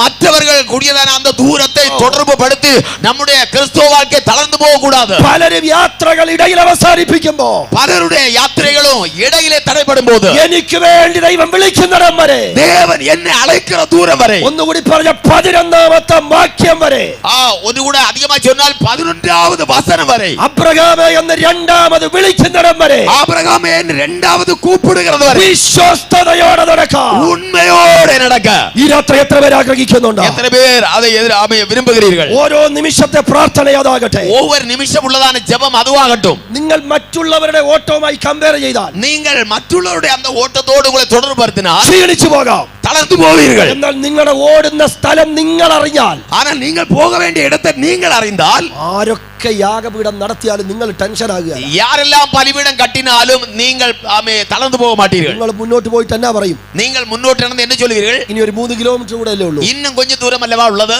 ആത്മാവിൽ ഒരു പ്രത്യാശയല്ലേ? ഒരു നம்பிക്കை വന്നത് ആവിയിൽ. കുറച്ചുകൂടി കഴിഞ്ഞിട്ട് പറയും 2 കിലോമീറ്റർ കൂടെ അല്ലേ ഉള്ളൂ. இன்னுം கொஞ்சம் മുന്നോട്ട് പോന പിറകെ ഇനി 2 കിലോമീറ്റർ തന്നെ ഉള്ളത്. ഒരു 10 സ്റ്റെപ്പ് കൂടെ ഉള്ളൂ. ഒരു 10 സ്റ്റെപ്പ് കൂടെ. ഇന്ന് രാത്രി അങ്ങനെ ഒരു പ്രത്യാശയുള്ള എത്ര പേര് ഇതിനകത്തിരിപ്പുണ്ട്? அப்படிப்பட்டதான எதிர்பார்ப்பு நம்பிக்கையுள்ள எத்தனை பேர் இருக்கிறீர்கள்? ഓ ഹല്ലേലൂയ. താമസമില്ലാ അവന്റെ ശബ്ദം എന്നെ കേൾക്കും. எவ்வளவு சீக்கிரமாய் அவருடைய சத்தம் நான் கேட்கும். ഉറപ്പുള്ളവർ കരങ്ങൾ ഉയർത്തി സ്തോത്രം ചെയ്താട്ടെ. ഹല്ലേലൂയ. അവൻ നടക്കേണ്ടുന്ന ദൂരം വ്യത്യസ്തമായിരിക്കും. നടക്ക വേണ്ടിയതായ ദൂരം വ്യത്യസ്തമാനതായിരിക്കും. അബ്രഹാം നടക്കേണ്ടുന്ന ദൂരം സെറ്റ് ചെയ്തത് ദൈവമാണ്. ആബ്രഹാം നടന്നു പോക വേണ്ടിയതായ ദൂരത്തെ ഒഴുങ്കുപെടുത്തുന്നത് ദേവൻ. നമ്മള് കടന്നു പോകുന്ന ദൂരം ആയിരിക്കില്ല വേറുള്ളവർ കടന്നു പോകുന്നത്. നാം പോക വേണ്ടിയ ദൂരമായിരിക്കും അത് മറ്റൊരുവർക്ക് ഉരിയത്. ഞാൻ രാവിലെ പറഞ്ഞ വാക്ക് ഒന്നുകൂടി എടുത്തു ചൊല്ലുகிறேன். ദൂരം എவ்வளவு அதிகമായി കൂടുകയോ അവളവക്ക് அதிகമായി മഹിമ പെരിതായിരിക്കും. ഹല്ലേലൂയ. ഹല്ലേലൂയ. അങ്ങനെയെങ്കിൽ ഞാൻ നടന്നു കയറുന്ന ഈ മലകൾ തിന്മയ്ക്കല്ല, ദൈവത്തിന്റെ കരുതൽ വെളിപ്പെടാനാണ്. அப்படியானால் நான் ஏறி போகிறதான இந்த மலைகள் தீமைக்கல்ல, ஆண்டவருடைய கருதல் அங்கே வெளிப்படுவதற்கு. വിശുദ്ധ വേദപുസ്തകത്തിൽ ദൈവം നടക്കാൻ സെറ്റ് ചെയ്ത ഒത്തിരി ദൂരങ്ങളുണ്ട്. പരിശുദ്ധ വേദാഗമത്തിലെ ദേവൻ നടപ്പதற்கு പലർക്കും ആയത്തപ്പെടുത്തുന്ന അനേക സൂழ்நிலைകളുണ്ട്. ആമേൻ. ജോസഫിന് നടക്കാൻ ദൈവം സെറ്റ് ചെയ്തത് 13 വർഷമാണ്. യോസേഫ് നടപ്പதற்கு ദേവൻ ആയത്തപ്പെടുത്തിയത് 13 ആണ്ടുകൾ. 17ാമത്തെ വയസ്സിൽ അവൻ നടപ്പ് തുടങ്ങി. 17ാമത് വയസ്സിൽ അവൻ നടക്കാരംഭിത്താൻ. എന്ന് പറഞ്ഞ പരീക്ഷയുടെ മല നടന്നു തുടങ്ങി. സോദനയിൽ വഴിയായി அந்த மலையின் வழியா நடந்தான். 30ാമത്തെ വയസ്സിലാണ് നടപ്പ് നിർത്തിയത്. 30 60வது வயசில் தான் அந்த நடப்பு நிறுத்தப்பட்டது. എന്നാൽ ഇയ്യോബിന്റെ നടപ്പ് അത്രത്തോളമൊന്നുമില്ല. ஆனால் யோபின் நடப்பு அவ்வளவல்ல. മോർദെഖായിയുടെ നടപ്പ് കുറച്ചുകൂടി കുറവായിരുന്നു. மொர்தெகாயுடைய நடப்பு இன்னும் கொஞ்சம் தூரம் குறைவா இருந்தது. ദാവീദിന്റെ നടപ്പ് ഇച്ചിരി കൂടുതലായിരുന്നു. தாவீதின் நடப்பு கொஞ்சம் கூடுதலா இருந்தது. വ്യത്യസ്തമായിരുന്നു ദൈവം നടക്കാൻ ഏൽപ്പിച്ചത്. வித்தியாசமா இருந்தது. தேவன் ஒவ்வொருவருக்கும் ஒப்புடுத்தது. പന്തലിരിക്കുന്ന നമുക്ക് ആത്മാവിൽ പ്രാർത്ഥിക്കാം. இந்த பந்தலுக்குள்ள இருக்க நமக்கு ஆவியிலே ஜெபிப்போம். എന്റെ മുൻപിൽ വച്ചിരിക്കുന്ന ഓട്ട സ്ഥിരതയോടെ ഓടാൻ കൃപ എനിക്ക് തരണമേ. என் முன்னாலே தேவன் வைத்திருக்கிற ஓட்டத்தை ஆமே நான் தொடர்ந்து ஓட எனக்கு கிருபை தாரும். അവൻ പരാജയപ്പെട്ടു പോയ ഇടിച്ചു പോയ തകർന്നു പോയ ഓട്ടങ്ങളെയല്ല ഇന്ന് രാത്രി ദൈവം പറയുന്നത്. വിശ്വസ്തയോടെ ഓടാൻ തീരുമാനിക്കുന്ന എബ്രഹാമേ, നിനക്ക് വേണ്ടിയുള്ള കരുതൽ, രണ്ടാമത്തെ വിളി ദൈവം വിളിക്കും. தோற்று போன ஆமே அல்லாவிட்டால் ஆமே பதறி போனதான அப்படிப்பட்டதான சூழ்நிலை அல்ல. அந்த இரண்டாவது அழைப்பை கேட்டு ஆமே முன்னேறுவதற்கான அழைப்பை தேவன் கர்த்தர் வைத்திருக்கிறார். ആ സ്പോട്ട് വരെ ഞാൻ നടക്കുമെന്ന് ഉറപ്പുള്ള എത്ര പേരുണ്ട്? அந்த தூரம் வரையில் நான் நடப்பேன் என்று உறுதியுள்ள எத்தனை பேருണ്ട്? ആ കരങ്ങളെ ഞാനൊന്ന് കാണട്ടെ. அந்த கரங்களை பார்க்கட்டும். ഈ ശോധനയുടെ മല ഞാൻ നടന്നു കയറുമെന്ന് വിശ്വസിക്കുന്നവർ, இந்த சோதனையாகிய மலைகளை நான் நடந்து ஏறுவேன் என்று நம்புகிறவர்கள், உலகத்தில் തന്റെ മുൻപിൽ വച്ചിരിക്കുന്ന ഓട്ടം, முன்பில் வைத்திருக்கிறதான ஓட்டம் വ്യക്തമായി മനസ്സിലാക്കിയ ഒരു മനുഷ്യനുണ്ട്. உண்மையாகவே புரிந்து கொண்ட ஒரு மனிதன் உண்டு. സ്തോത്രം. ഒരു വാക്ക് നിങ്ങൾക്ക് വായിക്കാം. ஒரு വചനം നമുക്ക് വാസിக்கலாம். മർക്കോസിന്റെ സുവിശേഷം മാർക്ക് സുവിശേഷം 8-ാം അധ്യായം 8-ാം അധികാരം 31-ാമത് വാക്യം. 31-ാം വചനം. ഉലകത്തിൽ തന്റെ വഴി മനസ്സിലാക്കിയ ഒരു മനുഷ്യൻ, உலகத்தில் தன் வழியை புரிந்து கொண்ட மனுஷன், அல்லாமலும் மனுஷகுமாரன் பல பாடுகள் பட்டு மூப்பராலும் பிரதான ஆசாரியராலும் வேதபாரகராலும் ஆகாதவனுக்கு தள்ளப்பட்டு கொல்லப்பட்டு 3 நாளைக்கு பின்பு உயிர் தெழுந்திருக்க வேண்டியதென்று അവർക്ക് ബോധിക്ക തുടങ്ങിനാർ. അവന് മനസ്സിലായി എന്നാണ് എഴുതിയിരിക്കുന്നത്. അവர்கள் புரிந்தார்கள் என்று எழுதியிருக்கிறது. ഒരു സുപ്രഭാതത്തിൽ ഒറ്റിക്കൊടുക്കുമെന്ന് അറിഞ്ഞതല്ല. ഒരു വേളയിൽ എന്നെ കാട്ടിக் കൊടുപ്പാர்கள் என்பதல்ல. ഒരു സുപ്രഭാതത്തിൽ കൊല്ലുമെന്ന് ചിന്തിച്ചതല്ല. ഒരു സമയത്തിൽ എന്നെ കൊല ചെയ്വാர்கள் എന്ന് ചിന്തിച്ചതല്ല. മാർക്കോസ് 8-ാം അധ്യായം 31-ാമത് വാക്യത്തിൽ പറയുന്നു, ഇത്രയും ഉണ്ട് എന്നവന് മനസ്സിലായി. മാർക്ക് 8:31 അവർ ഇவ்வளவு ദൂരം ഉണ്ട് എന്ന് പുരിந்து കൊണ്ടാർ. താൻ നടന്നു പോകേണ്ടുന്ന വഴി യേശുവിന് മുന്നമേ അറിയാമായിരുന്നു. താൻ കടന്നു പോക വേണ്ടിയതാണ് ദൂരം യേശുവിന് മുൻപേ தெரிந்திருந்தது. പിതാവ് തന്റെ മുൻപിൽ വെച്ചിരുന്ന ദൂരം അവന് മനസ്സിലായി. പിതാ തമ്മുടെ മുൻപാകെ வைத்திருந்த ദൂരം അവർ പുരിந்து കൊണ്ടാർ. ഈ സ്ഥലത്തെ ഞാൻ 4ആയി നിങ്ങളുടെ മുമ്പിലേക്ക് വിശദീകരിക്കുകയാണ്. இந்த സ്ഥലത്തെ 4 ഭാഗമായി ഉങ്ങളുടെ മധ്യയിൽ വിവരിக்கிறேன். ഒരു 3G നിങ്ങളുടെ മനസ്സിലേക്ക് വന്നാൽ മതി. ഒരു 3 കാര്യങ്ങൾ ഉങ്ങളുടെ മനസ്സിൽ വന്നാൽ പോതും. ഒന്ന് ഗെത്സമന, ഒന്ന് ഗെത്സമനെ, 2 ഗബദ, 2 ഗബത, 3 ഗോൽഗോഥ, 3 ഗോൽഗോഥ. 3G എന്ന് മനസ്സിൽ ഓർത്താൽ മതി. ഇவ்வளவு നിങ്ങൾ മനസ്സിൽ നിனைத்தாൽ പോതും. അവൻ 3G ആണ് നിങ്ങളുടെ 3G നിങ്ങളുടെ മനസ്സിലേക്ക്. നിങ്ങൾ മനസ്സിൽ വെച്ചിരുന്നാ പോതും. വേണമെങ്കിൽ ഒന്നുകൂടി പറയാം, ഒരു T കൂടി മനസ്സിൽ ഓർത്തോ. ഒരു G കൂടെ മനസ്സിൽ വെച്ചുകൊള്ളുക. ഒരു T കല്ലറ, അത് കല്ലറ. അവൻ ഈ 4 ഇടങ്ങൾ യേശു നേരത്തെ കണ്ടിരുന്നു. இந்த 4 இடங்களை യേശു നേരത്തെ അറിഞ്ഞിരുന്നാർ. വാക്യം ഇങ്ങനെ പറയുന്നു, വചനം இப்படி சொல்லுகிறது, യേശു ശിഷ്യന്മാരുമായി ഗെത്സമന തോട്ടത്തിൽ കയറി. യേശു ശിഷ്യர்களுമായി ഗെത്സമനെ തോട്ടത്തിൽ പോനാർ. താൻ നടക്കേണ്ടുന്ന വഴി യേശുവിന് അറിയാമായിരുന്നു. അവർ നടന്നു പോക വേണ്ടിയതാണ് அந்த വഴി യേശുക്ക് தெரிந்திருந்தது. ഇന്ന് രാത്രി അവൻ അങ്ങനെ ഉലകത്തിൽ നമുക്ക് വേണ്ടി വേദനയ്ക്കപ്പെടുവാൻ, നമുക്ക് വേണ്ടി നടക്കാൻ ദൂരം മനസ്സിലാക്കിയ ദൈവകുഞ്ഞാടിനായി സ്തോത്രം ചെയ്യുന്നു. നമുക്ക് വേണ്ടി നടപ്പதற்காയി തന്റെ ദൂരത്തെ പുരിந்துകൊണ്ട് ആട്ടുകുട്ടിയാനവർക്കായി കർത്തരെ സ്തോത്രിക്കുന്നു. ഗെത്സമന എന്ന വാക്കിന്റെ അർത്ഥം നമുക്കറിയാം, എണ്ണച്ചക്കെന്നാണ്. ഗെത്സമനെ എന്ന വാർത്തയെ നമുക്ക് അതിന്റെ അർത്ഥം தெரியும், എണ്ണൈ ചെക്ക്. ആമേൻ സ്തോത്രം. അതൊരു തോട്ടമാണ്, ഒരു ഗാർഡനാണ്, അതൊരു തോട്ടം. ആ തോട്ടത്തിൽ നടന്നത് എന്തെന്നറിയാമോ? அந்த തോട്ടത്തിൽ என்ன நடந்தது தெரியுமா? ആമേൻ സ്തോത്രം. കർത്താവ് ദൈവഹിതത്തിന് വേണ്ടി ഏൽപ്പിക്കപ്പെട്ടു. നമ്മുടെ കർത്തർ ആണ്ടവരുടെ സിദ്ധത്തുകായി, ദേവനുடைய സിദ്ധത്തുകായി ഒപ്പുകൊടുത്താർ. ദൂരം അറിഞ്ഞവൻ ദൈവഹിതത്തിന് വേണ്ടി ഏൽപ്പിക്കും. ദൂരത്തെ പുരിந்துകൊണ്ടവർ ദേവനുடைய സിദ്ധത്തുകായി ഒപ്പുകൊടുപ്പാൻ അനുസരണത്തിലേക്ക് കടന്നു പോകുകയാണ്. ആ കീഴ്പ്പടിതലേക്ക് പുറപ്പെട്ടു പോകുகிறார். നഷ്ടങ്ങളെ മുഴുവൻ തിരിച്ചു പിടിക്കുകയാണ്. നഷ്ടപ്പെട്ടത് മുഴുവൻ തിരിച്ചു പറ്റുകൊള്ളുവதற்கு രാത്രി ഞാൻ 2 തോട്ടത്തെ നിങ്ങളുടെ മുമ്പിലേക്ക് കൊണ്ടുവരാം. 2 തോട്ടത്തെ ഉങ്ങൾ മുന്നാലെ കൊണ്ടുവരുகிறேன். ഉൽപ്പത്തി പുസ്തകത്തിൽ പറയുന്ന ഒരു തോട്ടം, ആദിയാം പുസ്തകത്തിലെ ചൊല്ലുകിற ഒരു തോട്ടം. അവൻ ഏതാണ് ആ തോട്ടം? ഏദൻ തോട്ടം. ഏദൻ തോട്ടം. രണ്ടാമത് യേശു പ്രവേശിച്ച ഗെത്സമന തോട്ടം. രണ്ടാമത് യേശു പോന്നതാണ് ഗെത്സമനെ തോട്ടം. ഏദൻ തോട്ടത്തിൽ എന്തൊക്കെ നഷ്ടപ്പെട്ടോ, ഏദൻ തോട്ടത്തിൽ എന്നെല്ലാം നഷ്ടപ്പെട്ടതോ അതെല്ലാം ഗെത്സമന തോട്ടത്തിൽ തിരിച്ചു പിടിക്കുന്ന നിങ്ങൾക്ക് അതെല്ലാം ഗെത്സമനെ തോട്ടത്തിൽ തിരുമ്പ പെറ്റുകൊണ്ടதை பார்க்கிறோம். രണ്ട് മൂന്ന് കാര്യങ്ങൾ പറയാം. രണ്ട് മൂന്ന് കാര്യങ്ങൾ. ഒന്നാമത്, ഒന്ന്, ഏദൻ തോട്ടത്തിൽ ഏദൻ തോട്ടത്തിൽ എന്റെ ഇഷ്ടമെന്ന് ആദാമും ഹവ്വയും പറഞ്ഞു. என்னுடைய இஷ்டம் என்று ஆதாமும் ஏவாளும் சொன்னார்கள். അവരുടെ ഇഷ്ടത്തിന് കഴിച്ചു, அவருடைய இஷ்டத்துக்கு சாப்பிட்டார்கள். അവരുടെ ഇഷ്ടത്തിലാണ് പറിച്ചത്, കഴിച്ചത്. அவருடைய இஷ்டத்துக்கு தான் பறித்தார்கள், புசித்தார்கள். പക്ഷേ ഗെത്സമന തോട്ടത്തിൽ, ഗെത്സമനെ തോട്ടത്തിൽ കർത്താവേ എങ്കിലും എന്റെ ഇഷ്ടമല്ല, കർത്താവ് ദേവനേ என்னுடைய ഇഷ്ടത്തിൻപടി അല്ല, നിന്റെ ഇഷ്ടം നടക്കട്ടെ, ഉമ്മുடைய ഇഷ്ടത്തിൻപടി ആകട്ടെ. ഒറ്റ വാക്ക് പറഞ്ഞാൽ, ഒരേ വാർത്ത ചൊന്നാൽ കോടിക്കണക്കിന് ദൂതന്മാർ ഇറങ്ങുന്ന ഒരു തോട്ടമായിരുന്നു ഗെത്സമന. കോടിക്കണക്കാണ് ദൂതர்கள் ഇറങ്ങുന്ന തോട്ടമായിരുന്നത് ഗെത്സമനെ തോട്ടം. അവൻ ഒരു പൊടി പോലും യേശുവിന്റെ മേൽ വീഴാതെ തന്നെ രക്ഷപ്പെടുത്താമായിരുന്നു. ഒരു ചെറു തുരുമ്പ് കൂടെ അവർ മേൽ വീഴാமல் അവരെ കാപ്പാറ്റലാമായിരുന്നത്. എന്നാൽ ഞാൻ നടന്നു കയറേണ്ടുന്ന ദൂരം അറിയാവുന്ന യേശു, താൻ കടന്നു ചെല്ല വേണ്ടിയതാണ് ദൂരം തെരിഞ്ഞിരുന്ന യേശു, ആ തോട്ടത്തിൽ സ്വയം സമർപ്പിതനായി, அந்த തോട്ടത്തിലെ തന്നെത്താൻ ഒപ്പ് കൊടുത്താർ. ആമേൻ, സ്തോത്രം. ഏദൻ തോട്ടത്തിൽ, ഏദൻ തോട്ടത്തിൽ അനുസരണക്കേട് നിങ്ങൾക്ക് കാണാൻ കഴിയും. കീഴ്പടിയാമയെ നമുക്ക് பார்க்க முடியும். ഗെത്സമന തോട്ടത്തിൽ അനുസരണം നിങ്ങൾക്ക് കാണാൻ കഴിയും. ഗെത്സമനെ തോട്ടത്തിൽ കീഴ്പടിതലെ பார்க்க முடியும். ആമേൻ, സ്തോത്രം. ഏദൻ തോട്ടത്തിൽ മരണത്തെ വിളിച്ചു വരുത്തുന്നതായിരുന്നു. ഏദൻ തോട്ടം മരണത്തെ കൂപ്പിട്ട് ചേർക്കുന്നതായിരുന്നു. എന്നാൽ ഗെത്സമന തോട്ടത്തിൽ എന്താ സംഭവിച്ചത്? മരണത്തെ മാറ്റി ജീവനെ വെളിപ്പെടുത്താൻ യേശു യാത്ര തുടങ്ങിയ ഇടം ഗെത്സമന തോട്ടമായിരുന്നു. ஆனால் ഗെത്സമനെ തോട്ടം മരണം നീങ്ങി ജീവനെ തരുகிறதான യാത്രയെ പുറപ്പെടുகிற തോട്ടമായിരുന്നത് ഗെത്സമനെ തോട്ടം. കർത്താവ് ഇന്ന് രാത്രി നമ്മുടെ നടുവിൽ വന്നിട്ടുണ്ട്. அந்த கர்த்தர் இன்று இரவுல നമ്മുടെ നടുവിൽ இருக்கிறார். യേശു നടന്നു തുടങ്ങുമ്പോൾ തന്നെ തന്റെ യാത്ര അറിയാമായിരുന്നു. യേശുക്ക് നടക്കുമ്പോഴേ മുന്നാലുള്ള തന്റെ യാത്രയെ தெரிந்திருந்தது. എല്ലാവരാലും പ്രതിസന്ധികൾ വരുമെന്ന് യേശുവിന് അറിയാം. ഇന്നവர்களால் പ്രശ്നങ്ങൾ വരുമെന്ന് യേശുക്ക് தெரியும். എന്നാൽ അപ്പോഴും പിതാവിന്റെ ഹിതത്തിനു വേണ്ടി സ്വയം ഏൽപ്പിക്കപ്പെട്ട ദൈവപുത്രൻ, അപ്പോഴും പിതാവിന്റെ ഇഷ്ടത്തിനായി സ്വന്തമായി ഒപ്പുകൊടുത്ത ദേവകുമാരൻ അവിടെ കൊണ്ട് തീരുന്നില്ല. അങ്ങേ തീരവില്ലേ, ഗബതയിലേക്ക് കടന്നു ചെല്ലുന്നു. ഗബത്ത എന്റെ അടുത്ത് പോകുறார். എന്താണ് ഗബത? ഗബത്ത എന്ന് പറഞ്ഞാൽ என்ன? അവൻ കൽത്തളത്തിലേക്ക്, அந்த കൽത്തളം എന്ന് ചൊല്ലപ്പെട്ടതാണ് ഇടം. നിങ്ങൾക്കറിയാം, പൂച്ചവാൽ വടി എന്ന് പറയും. പൂച്ച എന്ന് പറഞ്ഞാൽ അവൻ ഒരു വലിയൊരു വടിയുടെ അറ്റത്ത് ചാട്ടവാറുകൾ ഇങ്ങനെ, അവൻ മൃഗത്തിന്റെ തോല് കൊണ്ടുണ്ടാക്കിയ വാർ ഇങ്ങനെ തൂക്കിയിട്ടിരിക്കും. ഒരു കോലിൻ നുനിയിലെ ചാട്ടവാർ പോലെ മൃഗങ്ങളുടെ സോത്രം அந்த ഭാഗങ്ങളെ அப்படி മാറ്റി போட்டிருப்பார்கள். സ്തോത്രം. അതിന്റെ അറ്റത്ത് കൊളുത്തുകളൊക്കെ കാണും. അതിന്റെ அந்த നുനി ഭാഗത്തിലെ കൊളുത്തുകൾ, ഊസികൾ, എലുമ്പ് തുണ്ടുകൾ കാണും. രണ്ട് കൈകൾ മുന്നിലേക്കും, രണ്ട് കൈകൾ മുന്നേയും, രണ്ട് കാലുകൾ പിന്നിലേക്കും, രണ്ട് കാലുകൾ പിന്നെയും. ഒരു മനുഷ്യൻ അപ്പുറത്ത് നിൽക്കും, ഒരു മനുഷ്യൻ അന്ത പക്കത്തിൽ നിർപ്പാൻ, ഒരു മനുഷ്യൻ ഇപ്പുറത്ത് നിൽക്കും, ഒരു മനുഷ്യൻ ഇന്ത പക്കത്തിൽ നിർപ്പാൻ. ഇവിടെ നിൽക്കുന്നവൻ, ഇങ്ങനെ നിൽക്കുന്നവൻ ഒന്നേ എന്ന് റോമൻ പടയാളി പറയുമ്പോൾ, ഒന്ന് എന്ന് റോമ പട്ടാളക്കാരൻ ചൊല്ലുമ്പോൾ, ഇവിടെ നിൽക്കുന്നവൻ അങ്ങോട്ടടിക്കും, ഇങ്ങ നിൽക്കുന്നവൻ അടിപ്പാൻ. ഈ വള്ളി മുഴുവൻ ശരീരത്തെ ചുറ്റും, அந்த சாட்டைவார் முழுவதும் சரீரத்தை சுற்றும். ഇവിടെ നിൽക്കുന്നവൻ വലിച്ചു പറിക്കുമ്പോൾ, இங்கே நிக்கிறவன் அப்படியே இழுத்து எடுக்கும்போது, ഇവിടെയുള്ള മാംസമെല്ലാം ഇങ്ങോട്ടാകും, இந்த பகுதியில் உள்ள மாம்சமெல்லாம் கிழிந்து மறுபுறமாகும். അടുത്ത് ഇവിടെ നിൽക്കുന്നവൻ ഇവിടെ നിന്ന് അടിക്കും, பின்பு மறுபுறம் நிற்கிறவன் அங்கே നിന്ന് അടിപ്പാൻ.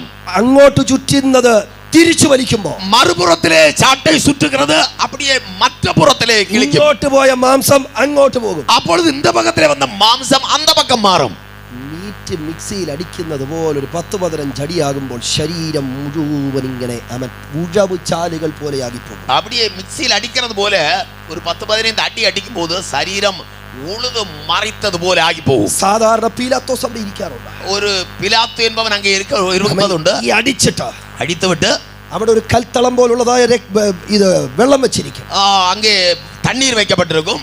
ഈ അടിക്കുന്ന ചാട്ടവാർ അതിലിങ്ങനെ ഇട്ട് കലക്കും. இந்த அடிக்கிறதான அந்த சாட்டை அந்த தண்ணீரிலே முக்கி அப்படி அசைப்பார்கள். കാരണം ആ കൊളുത്തിൽ പറ്റിപ്പിടിച്ചിരിക്കുന്ന മാംസങ്ങളെല്ലാം ഒന്ന് ഒലച്ചു കളയാം. കാരണം அந்த കൊളുത്തിലെ പിടിക്കപ്പെട്ടിരിക്കുന്ന அந்த മാംസങ്ങളെ அப்படியே അലസി കളയുவதற்கு വീണ്ടും അടിക്കും, മറുപടി അടിപ്പാர்கள். അവൻ എന്നിട്ട് ഒടുവിലായി കடைசியாக അടിച്ച് കഴിഞ്ഞിട്ട് പീലാത്തോസ് വരും. കடைசியாக പിലാത്ത് വരുവാൻ ഈ രക്തത്തിലെ മുങ്ങിയ വെള്ളമെടുത്ത് കൈ കഴുകും. அந்த രക്തത്തിൽ അവന്റെ കൈയെ മുക്കി കഴുകുവാൻ. എന്നിട്ട് പറയും, பிறகு சொல்லுவான், ഈ രക്തത്തിൽ എനിക്ക് പങ്കുണ്ട്. இந்த ரத்தத்தில் எனக்கு பங்குண்டு. കാരണം ഞാനാണ് വിധിച്ചത്. காரியம் நான் தான் தீர்ப்பளித்தேன். ഇവൻ തെറ്റുകാരനായിരുന്നു. இவன் குற்றக்காரனா இருந்தான். ഞാൻ വിധിച്ചു, അടിച്ചു. நான் தீர்ப்பளித்தேன், அடித்தார்கள். ഈ രക്തത്തിന് എനിക്ക് പങ്കുണ്ട്. இந்த ரத்தத்தில் எனக்கு பங்குண்டு. എന്നാൽ യേശുവിനെ അടിച്ചു. ஆனால் இயேசுவை அடித்தார்கள். വെള്ളത്തിൽ കലക്കി தண்ணீரில் அலசினார்கள். പീലാത്തോസ് എല്ലാ ദിവസത്തെ പോലും വന്നു വിധി പറയാൻ. பிலாத்து எல்லா அதிகாரத்தோடு வந்தான் தீர்ப்பளிக்க. ഈ മനുഷ്യരെ കാണുമ്പോൾ இந்த மனுஷனை பார்க்கும்போது ഒരു കാര്യം മനസ്സിലായി. ஒரு காரியம் அவனுக்கு புரிந்தது. ഇവൻ നീതിമാൻ. இவன் நீதிமான். പീലാത്തോസ് എന്താണ് പറയുന്നു? பிலாத்து சொல்லுகிறான், ഈ രക്തത്തിൽ എനിക്ക് പങ്കില്ല. இந்த இரத்தத்தில் எனக்கு பங்கில்லை. ഇത്രയും ഉറപ്പുള്ളവനെ, இவ்வளவு உறுதியானவரை നടക്കാൻ ദൈവം പറഞ്ഞു. നടക്കാൻ ദൈവം പറഞ്ഞു. நடக்க தேவன் சொன்னார். എന്ന് പറഞ്ഞ ദൂരം ദൈവം സെറ്റ് ചെയ്തു. அந்த தூரத்தை தேவன் அளவு வைத்திருந்தார். ഇന്ന് രാത്രി പട്ടനായ നിന്റെ ലൈഫിൽ ദൈവം വെച്ചിരിക്കുന്ന ദൂരം ഉണ്ട് കേട്ടോ. தேவ பக்தர்களாகிய உங்களுடைய வாழ்க்கையில தேவன் வைத்திருக்கிற தூரங்கள் உண்டு. ഇന്ന് രാത്രി ദൂരം തിരിച്ചറിഞ്ഞ് നടക്ക ദൈവം നിങ്ങളെ വിളിക്കുന്ന രണ്ടാമത്തെ വിളിയുണ്ട്. அந்த தூரத்தை புரிந்து கொண்டு நடப்பதற்கு இந்த இரவுல கர்த்தர் உங்களை அழைக்கிறார். ഉറപ്പുള്ളവർ സന്തോഷമുള്ളവർ സ്തോത്രം ചെയ്താട്ടെ. நம்பிக்கை உள்ளவர்கள் ஸ்தோத்திரம் செய்யலாம். രണ്ടാമത് അബ്രഹാം കൊടുത്ത വില. இரண்டாவது ஆபிரகாம் கொடுத்த விலை. സ്തോത്രം. 4 ഇന്ന് രാത്രി പറയാൻ പറ്റത്തില്ലെന്ന് മനസ്സിലായി. രണ്ടാമത് കൂടി പറയാം. இரண்டாவதை கூட சொல்லுகிறேன். അതിന്റെ 5ാമത്തെ വാക്യം. 5ஆம் வசனம். ஆபிரகாம் தன் வேலைக்காரரை நோக்கி, நீங்கள் கழுதையை நிறுத்தி இங்கே காத்திருங்கள், நானும் பிள்ளையாண்டானும் அவ்விடம் மட்டும் போய் தொழுது கொண்டு உங்களிடத்துக்கு திரும்பி வருவோம் என்றார். രണ്ടാമത്തെ വിളി കേൾക്കാൻ ആഗ്രഹിക്കുന്നുവോ? இரண்டாவது அழைப்பை கேட்க விரும்புகிறீர்களா? സെപ്പറേഷൻ ദൈവം ആഗ്രഹിക്കുന്നു. ஒரு വേർപാടൽ ദൈവം ആഗ്രഹിക്കുന്നു. பிரித்தெடுப்பதற்காய் தேவன் விரும்புகிறார். വേർപാട് വേണം. பிரித்தெடுக்கப்படுதல் வேண்டும். എത്ര പേർക്ക് സന്തോഷമുണ്ട്? എത്ര പേർക്ക് സന്തോഷമുണ്ട്? കരങ്ങൾ ഉയർത്തി സ്തോത്രം പറഞ്ഞാട്ടെ. ആമേൻ. ദൈവം അബ്രഹാമിനെ വിളിച്ചു. അബ്രഹാമേ. தேவன் ஆபிரகாமை கூப்பிட்டார். ஆபிரகாமே. ഒന്നാമത്തെ വിളി കേട്ടു. முதலாவது அழைப்பை கேட்டார். രണ്ടാമത് ദൈവം വിളിക്കാൻ. இரண்டாவது தேவன் அழைக்க ദൈവം പറഞ്ഞ മലയുടെ മുകളിൽ, தேவன் சொன்ன மலைக்கு மேல் நீங்கள் நான் கேட்க வேண்டுமா? ஒரு வேறுபாடு, ஒரு பரிசுத்த ஜீவியம் தேவன் விரும்புகிறார். ഹല്ലേലൂയ. ആമേൻ. നമ്മിൽ നിന്ന് ദൈവം ആഗ്രഹിക്കുന്നത് വിശുദ്ധിയാണ്. நம்மில் தேவனாയ கர்த்தர் எதிர்பார்ப்பது பரிசுத்தம். കാരണം വിശുദ്ധ വേദപുസ്തകം പറഞ്ഞു, ഞാൻ വിശുദ്ധനാകയാൽ നിങ്ങൾ വിശുദ്ധരായിരിപ്പീൻ. பரிசுத்த வேதாகமம் சொல்லுகிறது, நான் பரிசுத்தர் ஆகையால் நீங்கள் பரிசுத்தராயிருங்கள். അബ്രഹാം ഇവിടെ ബാല്യക്കാരോട് പറയുന്നത്, ஆபிரகாம் இங்கே வேலைக்காரத்தை சொல்லுகிறார், നിങ്ങൾ കഴുതയുമായി ഇവിടെ ഇരിപ്പീൻ. கழுதையுமாய் நீங்கள் இங்கே நில்லுங்கள். ഇതിനപ്പുറം നിങ്ങൾ വേണ്ട. இதுக்கு அப்புறத்தில் நீங்கள் வர வேண்டாம். വളരെ ധ്യാനിക്കേണ്ട ഒരു വാക്യമാണ്. ரொம்ப தியானிக்கக்கூடிய ஒரு விஷயம். നമുക്ക് അബ്രഹാമിനോട് ചോദിക്കാം, நமக்கு ஆபிரகாமோடு கேட்கலாம், ഇതുവരെ ഈ വിറക് ചുമന്നതാരാ? இந்த இடம் வரை விறகை சுமந்து கொண்டு வந்தது யாரு? ഈ ബാല്യക്കാരല്ലേ? இந்த வேலைக்காரர் அல்லவா?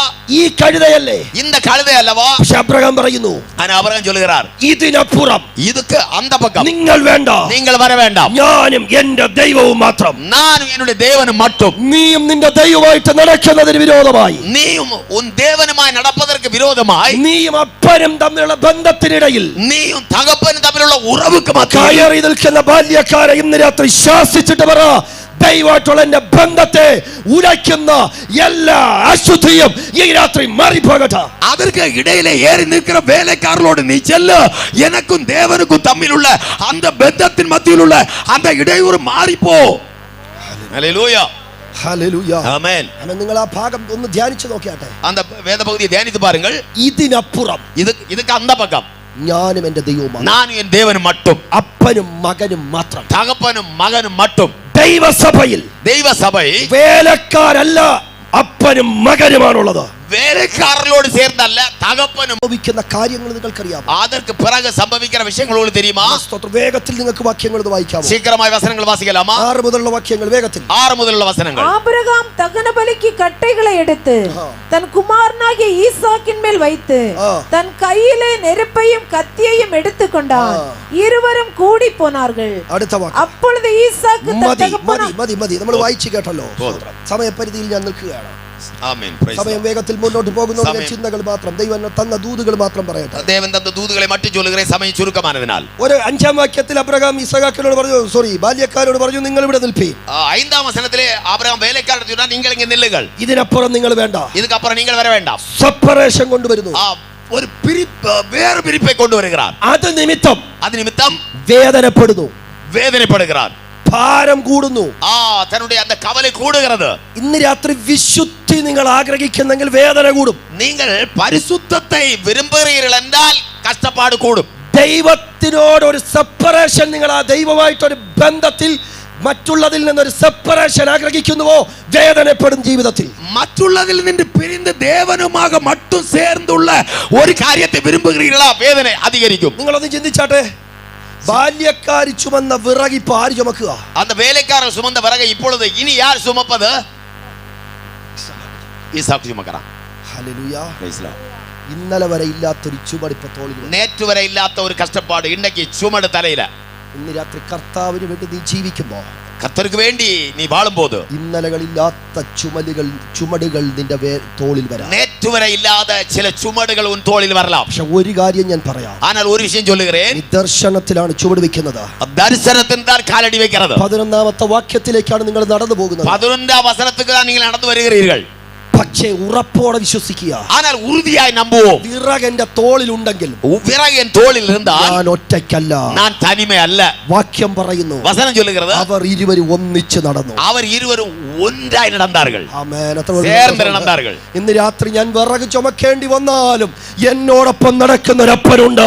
நான் விறகை சுமக்க வேண்டி வந்தாலும் என்னோடு சேர்ந்து நடக்கிற ஒரு தகப்பனுണ്ട്. അപ്പോൾ എത്ര പേരുണ്ട് വിശുദ്ധിക്ക് വേണ്ടി ജീവിക്കുന്നതിന്റെ പേരിൽ, പരിശുദ്ധത്തിനായി வாழ்கிறതിന്റെ പേരിൽ, വചനം എടുത്തതിന്റെ പേരിൽ, വചനം എടുത്തതിന്റെ പേരിൽ ചില വിറക് കെട്ടുകൾ നിങ്ങളുടെ തോളിൽ വന്നിരിക്കാം. ചില ഭാരങ്ങൾ ഉங்கள் தோளில் வந்திருக்கலாம். കർത്താവ് പറയും, അത് നിന്നെ ഭാരപ്പെടുത്തത്തില്ല. ஆனால் கர்த்தர் சொல்லுகிறார், அது உன்னை தாழ்த்தி போடாது. ഞാൻ നിന്റെ കൂടെ നടക്കാം. நான் உன்னோடு கூட நடக்கிறேன். മറ്റൊരു വാക്ക് അബ്രഹാം ഇസഹാക്കിനോട് ചോദിച്ചേ, മറ്റൊരു വാർത്ത ഈസാക്കിനിടത്തിൽ കേളുங்கள். നീ ചുമക്കുന്നത് എന്താ?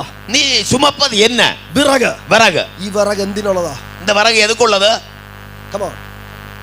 ആരെ ദഹിപ്പിക്കാൻ? ആരെ എരിപ്പதற்காக? ചുമക്കുന്നവനെ കത്തിക്കാനുള്ള വിറകായി അവൻ ചുമക്കുന്നു. சுமக்கிறவனை எரிப்பதற்குரிய விறகை தான் அவன் சுமக்கிறான். നമ്മളും ചിന്തിക്കാറില്ലേ? നാമും ചിന്തിപ്പതില്ലയാ? ചിലരെങ്കിലും പറഞ്ഞിട്ടില്ലേ? ചിലരാവത് ചൊല്ലിയിട്ടില്ലയാ? നീ എന്നെയും കൊണ്ടേ പോകത്തുള്ളൂ. നീ എന്നെ കൊണ്ടേ പോവായി. ചിരിക്കുന്നുണ്ടോ? ഉണ്ട്, പറഞ്ഞിട്ടുണ്ടോ? ചിലർ ചൊല്ലിയിരിக்கிறார்கள். ചില പ്രതിസന്ധികളൊക്കെ വരുമ്പോൾ ഈ കഷ്ടത എന്നെയും കൊണ്ടേ പോകും. ചില പ്രശ്നങ്ങൾ വരുമ്പോൾ ചൊല്ലിയിരിக்கிறோம் அல்லவா, இது என்னையும் கொண்டுதான் போகும். ഈ വിറക് കെട്ട് എന്നെയും കൊണ്ടേ പോകും. இந்த விறகு கட்டு என்னையும் கொண்டுதான் போகும். ഇല്ല ഇസഹാക്കേ, இல்ல இல்ல ஈசாக்கே, നീ ചുമക്കുന്നത് സത്യമാ. நீ சுமக்கிறாய் உண்மைதான். ഈ വിറകിൽ കിടക്കാൻ ഒരു കരുതൽ ദൈവം വെച്ചിട്ടുണ്ട്. ஆனால் இந்த விறகின் மேல் கிடத்துவதற்காய் ஒரு கருதலை தேவன் வைத்திருக்கிறார். നീ ചുമക്കുന്നത് ഭാരമാകാം, പക്ഷേ ഈ ഭാരം നിന്നെ വേദനിപ്പിക്കാൻ, തകർക്കാൻ ദൈവം അനുവദിക്കത്തില്ല.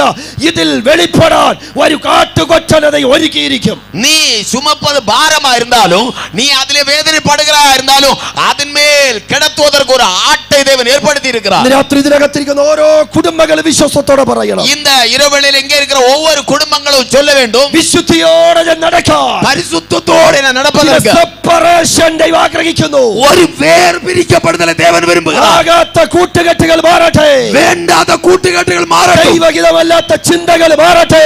ദൈവഹിതമല്ലാത്ത എണ്ണങ്ങൾ മാറട്ടെ. അപ്പനുമായി ചേർന്ന് നടക്കട്ടെ. തകപ്പനുമായി ഒരുമിച്ച് നടപ്പോ. സഭയോട് ചേർന്ന് നടക്കട്ടെ. സഭയോട് ചേർന്ന് നടപ്പോ. കൂട്ടായ്മയോട് ചേർന്ന് നടക്കട്ടെ. ഐക്യത്തോട് ഒരുമിച്ച് നടപ്പോ. നിങ്ങളെ വിളിക്കാൻ ദൈവം ഇറങ്ങുന്ന രാത്രിയാകട്ടെ. നിങ്ങളെ അழைப்பதற்கு ദേവൻ ഇറങ്ങുന്ന രാത്രിയാകട്ടെ. യേശുവിൻ നാമത്തിൽ ചിലരെ ഇന്ന് രാത്രി ദൈവം വിളിക്കട്ടെ. ചിലരെ ഇന്ന് ഇരവേളയിൽ കർത്തർ അപ്പടി അழைക്കട്ടെ. രണ്ടാമത്തെ ഒരു കോൾ നിന്റെ വേദനയിൽ ആശ്വസിപ്പിക്കുന്ന രണ്ടാമത്തെ വിളി കർത്താവ് ഇന്ന് രാത്രി വിളിക്കട്ടെ. ഉன்னுடைய വേദനയിൽ ഉന്നെ ആറുതൽ പെടുത്തുന്നതാണ് ഒരു അழைப்பை இந்த இரவுவேளையில் കർത്തർ അழைப்பாராக. നിങ്ങൾ ഒരു വാക്കുകൂടി ശ്രദ്ധിച്ചേ. ഒരു വാർത്ത കൂടെ ഗവനിങ്ങൾ. രണ്ടുപേരും ഒന്നിച്ച് നടന്നു. രണ്ടുപേരും ചേർന്ന് നടந்தார்கள். ആദ്യമായിട്ട് അധ്യായത്തിൽ എഴുതിയിരിക്കുന്ന ഒരു പദമാണ്. முதலாவது அந்த அதிகாரத்தில் எழுதப்பட்டிருக்கிற ஒரு வார்த்தை, അപ്പനും മോനും ഒരുമിച്ച് നടന്നു. தகப்பனும் மகனுமாய் சேர்ந்து நடக்கிறார்கள். അപ്പൊ അതുവരെ അങ്ങനെ അല്ലായിരുന്നു. അതുവരെ அப்படியானால் எப்படி அல்லாதிருந்தது? ഒരുമിച്ച് നടക്കുക അല്ലായിരുന്നു. ചേർന്നല്ല നടക്കുന്നത്. ഇടയിൽ ആര് നിൽക്കുക? ഇടയിൽ ആര് നിൽപ്പത്? ബാല്യക്കാര് നിൽക്കുക. വേലക്കാരൻ നിൽക്കാറുകൾ. ബാല്യക്കാരെ മാറ്റി വേലക്കാരൻ നീക്കിനാർ. അപ്പനും മോനും ഒന്നിച്ച് നടന്നു. തകപ്പനും മകനും ചേർന്ന് നടന്നാர்கள். രാത്രി ദൂത് മനസ്സിലാവുന്നുണ്ടോ? இந்த தூதுகளுக்கு புரிகிறதா? നീയും പിതാവായ ദൈവം ഒരുമിച്ച് നടക്കണം. നീയും പിതാവായ ദൈവന് ചേർന്ന് നടക്ക வேண்டும். അതിനെ സെപ്പറേറ്റ് ആക്കുന്ന ഇടയിൽ എന്തുമായി കൊള്ളട്ടെ അതിനെ ഇന്ന് രാത്രി அதை விட்டு வேறு பிரிக்கிறது எதுவாயிருந்தாலும் இந்த இரவுவேளையில் அதை மாற்ற வேண்டும். ഒരുമിച്ച് നടന്നപ്പോൾ സംഭവിച്ച കാര്യം, ഒരുമിച്ച് നടന്നുപോകുന്നത് നടന്നതാണ് വിഷയം. നമ്മൾ അവിടെ വായിച്ചു 7ാമത്തെ വാക്യത്തിൽ. നാം അങ്ങേ വാസിച്ചു 7ാം വചനത്തിൽ. അപ്പോൾ ഇസഹാക്ക്, அப்போது ஈசாக்கு, അപ്പാ യാഗവസ്തു എന്തിയെ? அப்பா பலிமிருகம் எங்கே? നിങ്ങൾ എന്താ ചിന്തിക്കുന്നേ? നിങ്ങൾ என்ன நினைப்பீர்கள்? ഇസഹാക്കിന് അപ്പോഴാണോ ബോധം വന്നത്? ஈசாக்கு அப்பதான் நினைவு வந்ததா? ആട്ടുകുട്ടി എന്ത് ചെയ്യുന്നു? ആട്ടുകുട്ടി എங்கே என்று അതുവരെ പുള്ളിക്ക് ഒരു പിടുത്തവും ഇല്ലായിരുന്നു. അതുവരേക്കും നിനക്ക് ഒന്നും നിனைவு വരവില്ലയാ? ഇസഹാക്കിന് ബോധമുണ്ട്. ஈசாக்கு தெரியும். കാരണം എല്ലാ ദിവസവും വീട്ടിൽ നിന്ന് യോഗത്തിന് പോകുമ്പോൾ അപ്പൻ എന്തെടുക്കുന്നുണ്ടോ? എല്ലാ നാളും ആരാധനയ്ക്ക് പോകുമ്പോൾ തകപ്പൻ എന്നെ എടുക്കാർ, ആടെടുക്കുന്നുണ്ടോ? ആടെടുക്കാർ. ഇപ്രാവശ്യം മാത്രം ആടെടുത്തില്ലല്ലോ.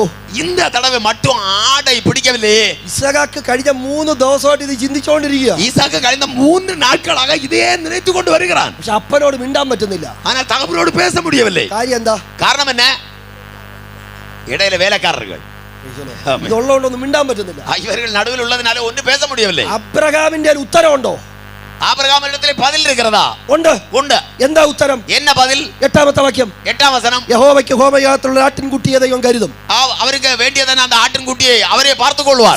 മോന്റെ ചോദ്യമുണ്ട്, മകനുടെ ഒരു കേൾവിയുണ്ട്, അപ്പന്റെ ഉത്തരവുണ്ട്, തകപ്പനിടത്തിൽ മറുപടിയും ഉണ്ട്. ഇവർ മിണ്ടിയിട്ട് 3 ദിവസമായി. ഇവர்கள் பேசி 3 നാൾകളാണത്. ആമേൻ. ചിലർ ചിന്തിക്കുന്നത് എന്നോടാണല്ലോ പാസ്റ്റർ പറയുന്നത്. ചിലർ നിனைக்கிறீர்கள் എന്നോടല്ലവാ പാസ്റ്റർ பேசுகிறீர்கள். നിങ്ങളുടെ ചോദ്യമുണ്ട്, ഉங்களிடത്തിൽ കേൾവിയുണ്ട്, നിങ്ങളുടെ ചോദ്യത്തിന്റെ ഉത്തരം അപ്പന്റെ ഉണ്ട്, അതിന്റെ മറുപടി തകപ്പനിടത്തിൽ ഉണ്ട്. പക്ഷെ വിഷയം അതല്ല. ആനാ വിഷയം അതല്ല. നീ അപ്പനോട് സംസാരിച്ചിട്ട് എത്ര നാളായെന്ന് ചോദിച്ചു. തകപ്പനോട് പേசி എത്ര നാളാ എന്നതിനാ കേൾവി. ഇന്ന് രാത്രി എത്ര പേര് പറയുന്നു എല്ലാ ദിവസവും ഞാൻ അപ്പനോട് മിണ്ടോണ്ടെന്നോട് പറയാൻ പറ്റുമോ? ആമേ സോദരോ, തകപ്പനോട് ആമേ പേസ വേണ്ടാമെന്ന് ചൊല്ല മുടിയുമാ?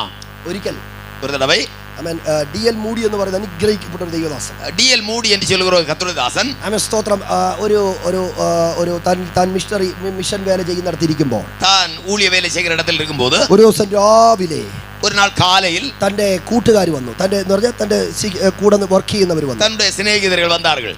മിസ്റ്റർ മൂഡി, നിങ്ങൾ കാര്യം അറിഞ്ഞോ? മൂടി അവர்களே உங்களுக்கு விஷயம் தெரியுமா? എന്താന്ന് ചോദിച്ചു. എന്നാണ് കേട്ടാർ? കർത്താവ് വന്നെന്ന് പറഞ്ഞു. കർത്തർ വന്നാർ. യേശു വന്നായിരുന്നു. യേശു വന്നാർ. അപ്പൊ പുള്ളി പറഞ്ഞു ഇല്ല വന്നില്ലെന്ന് പറഞ്ഞു. അപ്പൊ ഇവർ சொன்னார் ഇല്ല വരല. അല്ല, കർത്താവ് വന്നു, നിങ്ങളുടെ കൂടെ ഉള്ളവരെയും കൊണ്ടുപോയി, നിങ്ങളെ മാത്രം കൊണ്ടുപോയില്ല. നിങ്ങൾ പിന്നെ എന്തിനാ ഈ കർത്താവിന്റെ പുറകെ നടക്കുന്നതെന്ന് ചോദിച്ചു. കർത്തർ വന്ന് മറ്റുള്ളവരെ എല്ലാം കൊണ്ടുപോകാൻ ഉങ്ങളെ മാത്രം കൊണ്ടുപോയില്ല, പിന്നെ ഏൻ அந்த കർത്തർ കൂടെ നടക്കறீன்னு കേട്ടാர்கள். പുള്ളി ഒത്തിരി കളിയാക്കാൻ തുടങ്ങി. അവരെ പരിഹാസം பண்ண തുടങ്ങിனார்கள். മോഡി പറഞ്ഞില്ല കർത്താവ് വന്നിട്ടില്ലെന്ന് പറഞ്ഞു. മൂടി சொன்னார் கர்த்தர் வரவில்லை. ഉടനെ വന്നവർ ചോദിച്ചു. ഉടനെ വന്നവர்கள் കേട്ടാர்கள் ഇത്രയും ഉറപ്പോടെ പറയാൻ നിനക്ക് എന്നെ ഉറപ്പുണ്ടെന്ന് ചോദിച്ചു. இவ்வளவு உறுதியா சொல்வதற்கு உனக்கு என்ன தைரியம்? ഉടനെ മൂടി പറഞ്ഞു. உடனே DL மூடி சொன்னார்கள் 2 മിനിറ്റ് മുമ്പ് ഞാൻ പുള്ളിയോട് സംസാരിച്ചതേ ഉള്ളൂ. 2 நிமிஷத்துக்கு முன்னால நான் அவரிடத்துல பேசினேன். പുള്ളി വന്ന കാര്യം എന്നോട് പറഞ്ഞില്ല. அவர் வந்ததான விஷயம் என்னிடத்துல பேசல. എങ്ങാനും ഞാൻ പറയാതെ പുള്ളി വന്നിട്ടുണ്ടെങ്കിൽ, എന്നാലും ആനാലും ഞാൻ എന്നോട് சொல்லாமல் அவர் வந்தால் രണ്ടാമത് ഒന്നും കൂടി വരും എന്നെ കൊണ്ടുപോകാൻ. இன்னும் ஒரு தடவை வருவார் என்னை கொண்டு போவதற்கு. അത്രയും ഉറപ്പാ ഭക്തനാണ്. அவ்வளவு உறுதியா இருந்தார். മനസ്സിലായില്ല? പരിശുദ്ധവാൻ അவ்வளவு உறுதியா இருந்தார். ആമേൻ. ആമേൻ. എന്ന് പറഞ്ഞാൽ എന്നോട് പറയാതെ കർത്താവിന് വരാതിരിക്കാൻ പറ്റുകയില്ല. എന്നോട് சொல்லாமல் அவருக்கு வர முடியாது. എന്നെ കൊണ്ടുപോകാതിരിക്കാൻ പറ്റത്തില്ല. എന്നെ എടുത്തുകൊണ്ട് പോകാமல் இருக்க அவரால் முடியாது. ഞാൻ അത്രത്തോളം അവനോട് സംസാരിക്കുന്നുണ്ട്. ഞാൻ அவ்வளவு அவரிடத்தில் உறவாய் இருக்கிறேன். ഇന്ന് രാത്രി നിങ്ങളെ വിളിക്കാൻ കർത്താവ് തയ്യാറായി നിൽക്കുക. இந்த இரவுகளிலே உங்களை அழைக்க கர்த்தர் ரெடியா இருக்கிறார். എത്രവർക്ക് ഇന്ന് രാത്രി ആഗ്രഹമുണ്ട്? എത്ര പേർക്ക് എതിർபார்ப்புണ്ട്? ഞാൻ നടന്നു കയറുന്ന മല എന്റെ ജീവിതത്തിന്റെ അവസാനമല്ല. ഞാൻ ഏറി പോകുന്നതാണ് இந்த മല என்னுடைய வாழ்க்கையின் முடிவல்ல. ഓ, ഇന്ന് രാത്രി നിങ്ങൾ ഒരുപക്ഷെ 8ാമത് വാക്യത്തിൽ എത്തിക്കാണും. இந்த இரவுகளிலே ஒருவேளை நீங்கள் 8வது வசனத்தில் வந்திருப்பீர்கள். ഒരുപക്ഷെ 10ാമത്തെ വാക്യത്തിലായിരിക്കാം. 10வது வசனம் வரை வந்திருக்கலாம். യാഗപീഠം പണിത് നിൽക്കുന്ന ഒരു അവസ്ഥയായിരിക്കാം. ബലിപീഠം തയ്യാറായി இருக்கிற ஒரு நிலைமையா இருக்கலாம். ഒരുവേളയിൽ കത്തി പൊക്കിയിരിക്കാം. ஒருவேளை அந்த கத்தியை உயர்த்தி இருக்கலாம். ഭയം വേണ്ട, பயப்பட வேண்டாம். നിങ്ങളെ വിളിക്കാൻ യേശു റെഡിയാണ്. உங்களை அழைக்க இயேசு தயாரா இருக்கிறார். അബ്രഹാമേ, നീ ഭയപ്പെടണ്ട, നീ ഭയപ്പെടാതെ. നീ ഉയർത്തിയ കത്തി താഴുന്നതിന് മുൻപ് ഒരു കുഞ്ഞാട് ഞാൻ തരാം. നീ ഉയർത്തിയതാണ് அந்த കത്തിക്ക് ആമേ அதற்கு മുൻപാக ഒരു ആട്ടുകുട്ടിയെ തരാൻ ഞാൻ ആയത്തമായി இருக்கிறேன். ഇന്ന് പകൽ എത്ര പേര് ആഗ്രഹിക്കുന്നുണ്ടോ? എത്ര പേര് വിരുമ്പുகிறீர்கள்? യേശു ഇന്ന് രാത്രി എന്നെ വിളിക്കുന്നുണ്ട്. இந்த இரவுல கர்த்தர் அழைக்கிறார். ദേശനിവാസികളെ യേശു നിങ്ങളെ വിളിക്കുന്നുണ്ട്. ദേശത്തിൻ ജനമേ യേശു നിങ്ങളെ അழைக்கிறார். യേശു നിങ്ങളെ വിളിക്കുകയാണ്. യേശു നിങ്ങളെ അழைக்கிறார். എന്തിനു വിളിക്കുന്നു? എதற்காக അழைக்கிறார்? അപ്പനോടൊപ്പം നടക്കാൻ, തകപ്പനോട് ചേർന്ന് നടക്കാൻ. രണ്ടാമത് നിങ്ങളെ വിളിക്കുന്നിടം വരെ നിങ്ങളെ ഒരുക്കിയെടുക്കാൻ, രണ്ടാമത് നിങ്ങളെ അழைக்கிற அந்த இடம் வரையில் உங்களை ஆயத்தப்படுத்தி எடுக்க. ആ വിളിക്ക് വേണ്ടി ആഗ്രഹിക്കുന്നവർ എത്ര പേരുണ്ട്? அந்த அழைப்பை கேட்க ஆயத்தமா இருக்கிறவர்கள் എത്ര പേരുണ്ട്? യേശു നിങ്ങളുടെ നടുവിലുണ്ട്. യേശു ഉங்கள் മധ്യയിൽ இருக்கிறார். വാക്യം വായിക്കുന്നതിന് ഒറ്റ വാക്ക് മാത്രം പറഞ്ഞ് നമ്മൾ ഒരുമിച്ച് പ്രാർത്ഥിക്കാൻ വേണ്ടി പോകാം. ഒരു വാക്യം സോദരം ഒരുമിച്ച് നാം பார்த்துவிட்டு நாம் ஜெபிக்க போகிறோம். ഒന്നാമത്തെ വിളിയിൽ നിന്ന് രണ്ടാമത്തെ വിളിയിലേക്ക് അബ്രഹാം നടന്നു കയറുമ്പോൾ, ഒന്നാമത് അழைപ്പിൽ നിന്ന് രണ്ടാമത് അழைപ്പ് വരെ ആബ്രഹാം നടന്നു പോകുമ്പോൾ, first he saw his destiny, അവന്റെ ആ ദൂരം അവൻ കണ്ടു. அந்த தூரத்தை அவர் பார்த்தார். രണ്ട് രണ്ട് അവൻ സെപ്പറേഷൻ അനുഷ്ഠിച്ചു. அவர் ஆமை பிரித்தெடுக்கப்படுகிற அந்த ஒரு காரியத்தை அவர் கைக்கொண்டார். നിങ്ങൾ യേശുവായിട്ട് ഇത് ചിന്തിക്കണം. இயேசுமாய் நீங்கள் இதை சிந்திக்க வேண்டும். ഗെത്സമന തോട്ടത്തിലേക്ക് യേശു പ്രവേശിക്കുന്നു. கெத்செமனே தோட்டத்தில் இயேசு உள்ளே பிரவேசிக்கிறார். മത്തായി 26 അധ്യായം. மத்தேயு 26 அதிகாரம் 39 വാക്യം. 39 വചനം. 3.5 വർഷം തങ്ങളോട് കൂടെ നടന്നവൻ. 3.5 வருஷம் தன்னோடு கூட நடந்தவர். വായിക്കാം.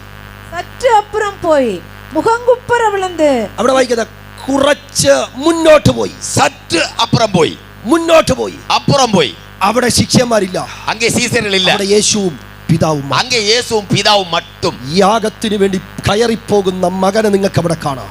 பலிக்காக ஏறி போகிறதான மகனை உங்களுக்கு அங்கே பார்க்கலாம். 3.5 വർഷം കൂടെ നടന്ന ശിഷ്യന്മാരെ സൈഡിലോട്ട് നിർത്തി. 3.5 வருஷம் சேர்ந்து நடந்ததான சீசர்களை மாற்றி நிறுத்தினார். ഇതിനപ്പുറം അപ്പനും മോനും മതി. அதுக்கு அந்த பக்கம் தகப்பனும் மகனும் மட்டும் போதும். உங்களுக்கு ആഗ്രഹമുണ്ടോ? உங்களுக்கு அப்படிப்பட்ட விருப்பம் உண்டா? ഏതാണ് ഈ മല? ஏது இந்த மலை? ഇന്ന് രാത്രി ഞാൻ വിശദീകരിക്കാതെ ഒറ്റ വാക്ക് പറയാം. நான் விவரிக்காமல் ஒரு வார்த்தை சொல்லுகிறேன். നിങ്ങൾ പിന്നീട് പഠിക്കണം. நீங்கள் பிறகு அதை வாசிக்க வேண்டும். അബ്രഹാം ഇസ്ഹാക്കുമായി നടന്നു കയറി. ஈசாக்குமாய் நடந்து ஏறி ദൈവം യാഗം നടത്താൻ പറഞ്ഞ മലയിൽ, தேவன் பலி செலுத்த சொன்ன மலையில் ഒരു 150 മീറ്ററിനിപ്പുറത്താണ്. ஒரு 150 மீட்டருக்கு இந்த பக்கத்தில் ഇന്നേക്ക് 2026 വർഷം മുൻപ്, இன்னைக்கு 2026 ஆண்டுகளுக்கு முன்பு യേശുവിനെ ക്രൂശിച്ച കാൽവരി, இயேசு சிலுவையில் அறையப்பட்ட கல்வாரி மலை. അബ്രഹാം 14 വാക്യത്തിൽ പറഞ്ഞു, ஆபிரகாம் 14 வசனத்தில் சொன்னார், യഹോവ ഈരേ. யெகோவா ஈரே. അത് കഴിഞ്ഞ നൂറ്റാണ്ടുകൾ കഴിഞ്ഞപ്പോൾ சில நூற்றாண்டுகள் கழிந்த போது യഹോവയുടെ പർവ്വതത്തിൽ ആ കുഞ്ഞാട് വെളിപ്പെട്ടു. கர்த்தருடைய பர்வதத்திலே ஆட்டுக்குட்டியானவர் வெளிப்பட்டார். എത്ര പേർക്ക് ഉറപ്പുണ്ട്? எத்தனை பேர் நம்புகிறீர்கள்? എനിക്ക് വേണ്ടിയുള്ള ഒരു കരുതൽ ദൈവം വെച്ചിട്ടുണ്ട്. எனக்காய் ஒன்றை தேவன் கருதி இருக்கிறார். എന്നെ ദൈവം വിളിച്ചിരിക്കും. என்னை தேவன் அழைத்திருக்கிறார். എന്നെ ദൈവം വിളിച്ചിരിക്കും. என்னை தேவன் அழைத்திருக்கிறார். ഈ രണ്ട് മലയും നിങ്ങളുടെ മനസ്സിലേക്ക് ഒന്ന് വന്നാട്ടെ. இந்த ரெண்டு மலைகளும் உங்களுடைய எண்ணத்தில் வரட்டும்.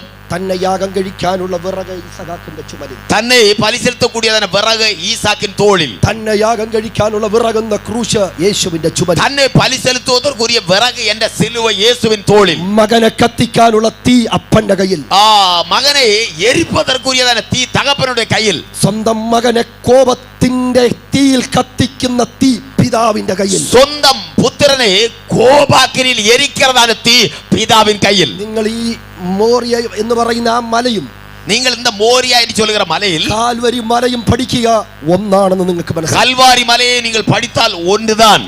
ആ രണ്ട് വിളിയും നിങ്ങൾക്ക് കാണാം. ரெண்டு அழைப்பை உங்களுக்கு பார்க்கலாம். നഷ്ടപ്പെടുത്തുന്ന ഒരു വിളിയാണ് യേശുവിനെ ഒന്നാമത് വിളിച്ചതെങ്കിൽ, നഷ്ടപ്പെടുത്തുகிற ஒரு அழைப்பு இயேசுவின் முதலாவது அழைப்பு என்றால் 3 ദിവസം കഴിയുമ്പോ 3 நாட்கள் கழிந்த பின்பு മരണത്തെ പരാജയപ്പെടുത്തി மரணத்தை தோற்கடித்து യേശു ഉയർത്തെഴുന്നേറ്റു. இயேசு உயிரோடு எழும்பினார். ഇന്ന് രാത്രി ആ കർത്താവ് നിങ്ങളെ വിളിക്കാൻ ഇതിനകത്ത് വന്നിട്ടുണ്ട്. அதே கர்த்தர் இன்று இரவுல உங்களை அழைக்க இதுக்குள்ளே வந்திருக்கிறார். ഒരു നിമിഷം ദൈവസഭയിൽ എഴുന്നേറ്റ് നിൽക്കാം. ஒரு நிமிஷம் எல்லாரும் தேவ சமூகத்தில் எழும்பி നമ്മൾ நிற்போம். ഒരുമിച്ച് പ്രാർത്ഥിക്കാൻ വേണ്ടി പോകുന്നു. ഒരുമിച്ച് ജപിക്കാൻ പോകുகிறோம். കർത്താവ് ഇന്ന് രാത്രി ഒരു സെപ്പറേഷൻ ആഗ്രഹിക്കുന്നു. கர்த்தர் ஒரு வேறு பிரித்தலை விரும்புகிறார். യേശുവായിട്ട് നടക്കുന്നതിന് തടസ്സമായി, இயேசுவோடு சேர்ந்து நடக்க தடையாக, അപ്പനോട് സംസാരിക്കുന്നതിന് തടസ്സമായി, அவரோடு பேசுவதற்கு தடையாக, നിന്റെ ജീവിതത്തിലെ സകല ബന്ധങ്ങളും, உன்னுடைய வாழ்க்கையில் உள்ளதான சகல காரியங்களும், സകല സംസാരങ്ങളും, சகல பேச்சுகளும், സകല ചിന്തകളും, சகல எண்ணங்களும் ഈ രാത്രി വിട്ടിട്ട് இந்த ராத்திரி வேளையில் அகற்றிவிட்டு അബ്രഹാം പറഞ്ഞതുപോലെ പറയാമോ? ஆபிரகாம் சொன்னது போல சொல்லலாமா? ഈ രാത്രിക്ക് ശേഷം இந்த ராத்திரிக்கு பின்பு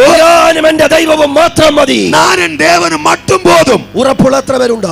ധൈര്യമുള്ള എത്ര പേരുണ്ട്? ആ ശബ്ദം ഉയർത്തി ഒരു നിമിഷം പ്രാർത്ഥിക്കാവോ? அப்படியான சத்தம் உயர்த்தி ஒரு நிமிஷம் ஜெபிக்கலாமா? യേശു ചിലരെ വിളിക്കുന്നുണ്ട്. இயேசு அநேகரை அழைக்கிறார். നീ ചോദിക്കുന്ന എത്ര നാൾ കൂടി ഞാൻ നടക്കണം? இனி எவ்வளவு தூரம் நான் நடக்க வேண்டும்? എത്ര ദൂരം കൂടി നടക്കണം? இன்னும் எவ்வளவு தூரம் கூட நடக்க வேண்டும்? കുറച്ചുകൂടി കേട്ടോ, கொஞ்சம் கூட, കുറച്ചുകൂടി. கொஞ்சம் கூட. യേശു ദൈവത്തോട് വെയിറ്റ് ചെയ്യുന്നുണ്ട്. இயேசு உனக்காய் காத்திருக்கிறார். നമുക്ക് പ്രതീക്ഷിക്കാം. நமக்கு எதிர்பார்க்கலாம். ഈ രാത്രി കർത്താവ് എന്നെ വിളിക്കും. இந்த இரவு வேளையில் கர்த்தர் அழைப்பார். ഇന്ന് രാത്രി இந்த இரவு வேளை നഷ്ടങ്ങളെ ലാഭമാക്കുന്ന ഒരു വിളിയായി, சில നഷ്ടങ്ങളെ ലാഭമാക്കി തീർக்கிற അழைப்பு. എല്ലാ അധരങ്ങളും തുറന്ന് പ്രാർത്ഥിക്കാം. എല്ലാ നാവുകളും തുറക്കട്டும். എല്ലാവരും സ്തോത്രം ചെയ്തു. എല്ലാവരും വായി திறந்து ஸ்தோத்திரம் செய்யலாம். പരീക്ഷ നമ്മുടെ ദൈവം അനുവദിച്ചാൽ, ஒருவேளை ஆமை சோதனை தேவன் நமக்கு அனுமதித்தால் പരിഹാരം അവൻ ഒരുക്കിയിട്ടുണ്ട്. அவர் பரிகாரத்தை ஆயத்தப்படுத்தி இருக்கிறார். എന്തിനെന്ന് ഞാൻ ചോദിക്കത്തില്ല. எதற்காக நான் கேட்க மாட்டேன். എന്റെ നന്മയ്ക്കായി എന്ന് എനിക്കറിയാം. என்னுடைய நன்மைக்காக இது எனக்கு தெரியும். ഇന്ന് രാത്രി എത്ര പേർക്ക് ആ പാട്ടിന്റെ വരികൾ അറിയാം? எத்தனை பேருக்கு அந்த பாட்டின் வரிகள் தெரியும்? അവൻ എന്തിനെന്ന് ഞാൻ ചോദിക്കത്തില്ല. எதற்காக என்று நான் கேட்க மாட்டேன். എന്റെ നന്മയ്ക്കെന്ന് എനിക്കറിയാം. என்னுடைய നന്മയ്ക്ക് എന്ന് எனக்கு தெரியும். നടന്നു കയറുന്ന മലയുടെ മുകളിൽ എനിക്ക് വേണ്ടി കാത്തിരിക്കുന്ന ഒരു അപ്പനുണ്ട്. நான் நடந்து ஏறி போகிற மலையின் மேல் எனக்காக காத்திருக்கிற ஒரு அப்பன் உண்டு. ദൂരമറിയട്ടെ, ദൂരമറിയട്ടെ. அந்த தூரத்தை புரியலாம். എല്ലാവരും ശബ്ദം ഉയർത്തി പ്രാർത്ഥിച്ചു തുടങ്ങിയാട്ടെ. ஆமென். ஹalleluya. ஹalleluya. வாய் திறந்து எல்லாரும் ஜெபிப்போம். ஹalleluya. ஹalleluya. ஹalleluya. ஆமென். ஆமென். ஆமென். ஆமென். ஹalleluya. എല്ലാ നാവുകളും തുറന്ന്, എല്ലാ നാവുകളും തുറന്ന് ഹല്ലേലൂയ, ഹല്ലേലൂയ. കർത്തർക്ക് മഹിമ, നന്ദിയോടെ സ്തോത്രം, സ്തോത്രം. ചിലരുടെ മേൽ ദൈവ സാന്നിധ്യം ഇറങ്ങട്ടെ, ചിലരുടെ മേൽ ദൈവ ശക്തി ഇറങ്ങട്ടെ, ചിലരുടെ മേൽ அந்த தேவனுடைய വല്ലമ ഇറങ്ങட்டும். ചിലരുടെ മുമ്പിൽ വെല്ലുവിളിച്ചു നിൽക്കുന്ന ചില ബാല്യക്കാരെ കർത്താവ് ഇന്ന് രാത്രി അതിര് കൽപ്പിക്കുകയാ. ചിലരുടെ മുൻപാக ആമേൻ அப்படியே சவால் விட்டு கொண்டு நிற்கிற சில வாலிபர்களே, சில வேறக்காரர்களுக்கு தேவன் ஒரு அதிரை வைத்திருக்கிறார். ആമേൻ. അപ്പനുമായി ചേർന്ന് നടക്കാൻ അനുവദിക്കാതെ, ദൈവ പ്രവൃത്തിയിലേക്ക് നടക്കാൻ കഴിയാതെ ഇടയിൽ നിൽക്കുന്ന ചില ബാല്യക്കാരെ കർത്താവ് ഈ വചനത്തിലൂടെ അതിര് കൽപ്പിക്കുകയാ. തകപ്പനുമായി ചേർന്ന് നടക്ക വിടാமல் ആമേൻ ഇടയിൽ ചില അതിർ പോലെ നിൽക്കുന്നതാണ് ചില തടകളെ ദേവനാകിയ കർത്താവ് അകറ്റ വിരുമ്പുகிறார். എല്ലാവരും കരങ്ങളടിച്ച് ഹല്ലേലൂയ, ഹല്ലേലൂയ. ശക്തിയോടെ കരങ്ങളടിച്ച് ദൈവത്തെ ആരാധിക്കാം. എല്ലാവരും കൈകളെ തട്ടി കർത്തരെ വായ തുറന്ന് സ്തുതിക്കണം. Hallelujah, hallelujah. വിശ്വസിക്കുന്നവരുടെ മേൽ വ്യാപരിക്കുന്ന ദൈവശക്തി ഇന്ന് രാത്രി പന്തലിന്റെ ഒരറ്റം മുതൽ മറ്റേ അറ്റം വരെ ശക്തിയോടെ വ്യാപരിക്കട്ടെ. നിന്റെ ഹൃദയത്തെ ദൈവം ഇന്ന് രാത്രി തിരിക്കുന്ന രാത്രിയാണ്. നിന്റെ ശരീരത്തിൽ അനുഭവിക്കുന്ന രോഗത്തെ കർത്താവ് ഈ രാത്രി മാറ്റുന്ന രാത്രിയായി. വെല്ലുവിളികൾ മാറട്ടെ, ശാപങ്ങൾ മാറട്ടെ, പിതാവിനോട് ചേർന്ന് നടക്കാൻ. Hallelujah, hallelujah, hallelujah, hallelujah.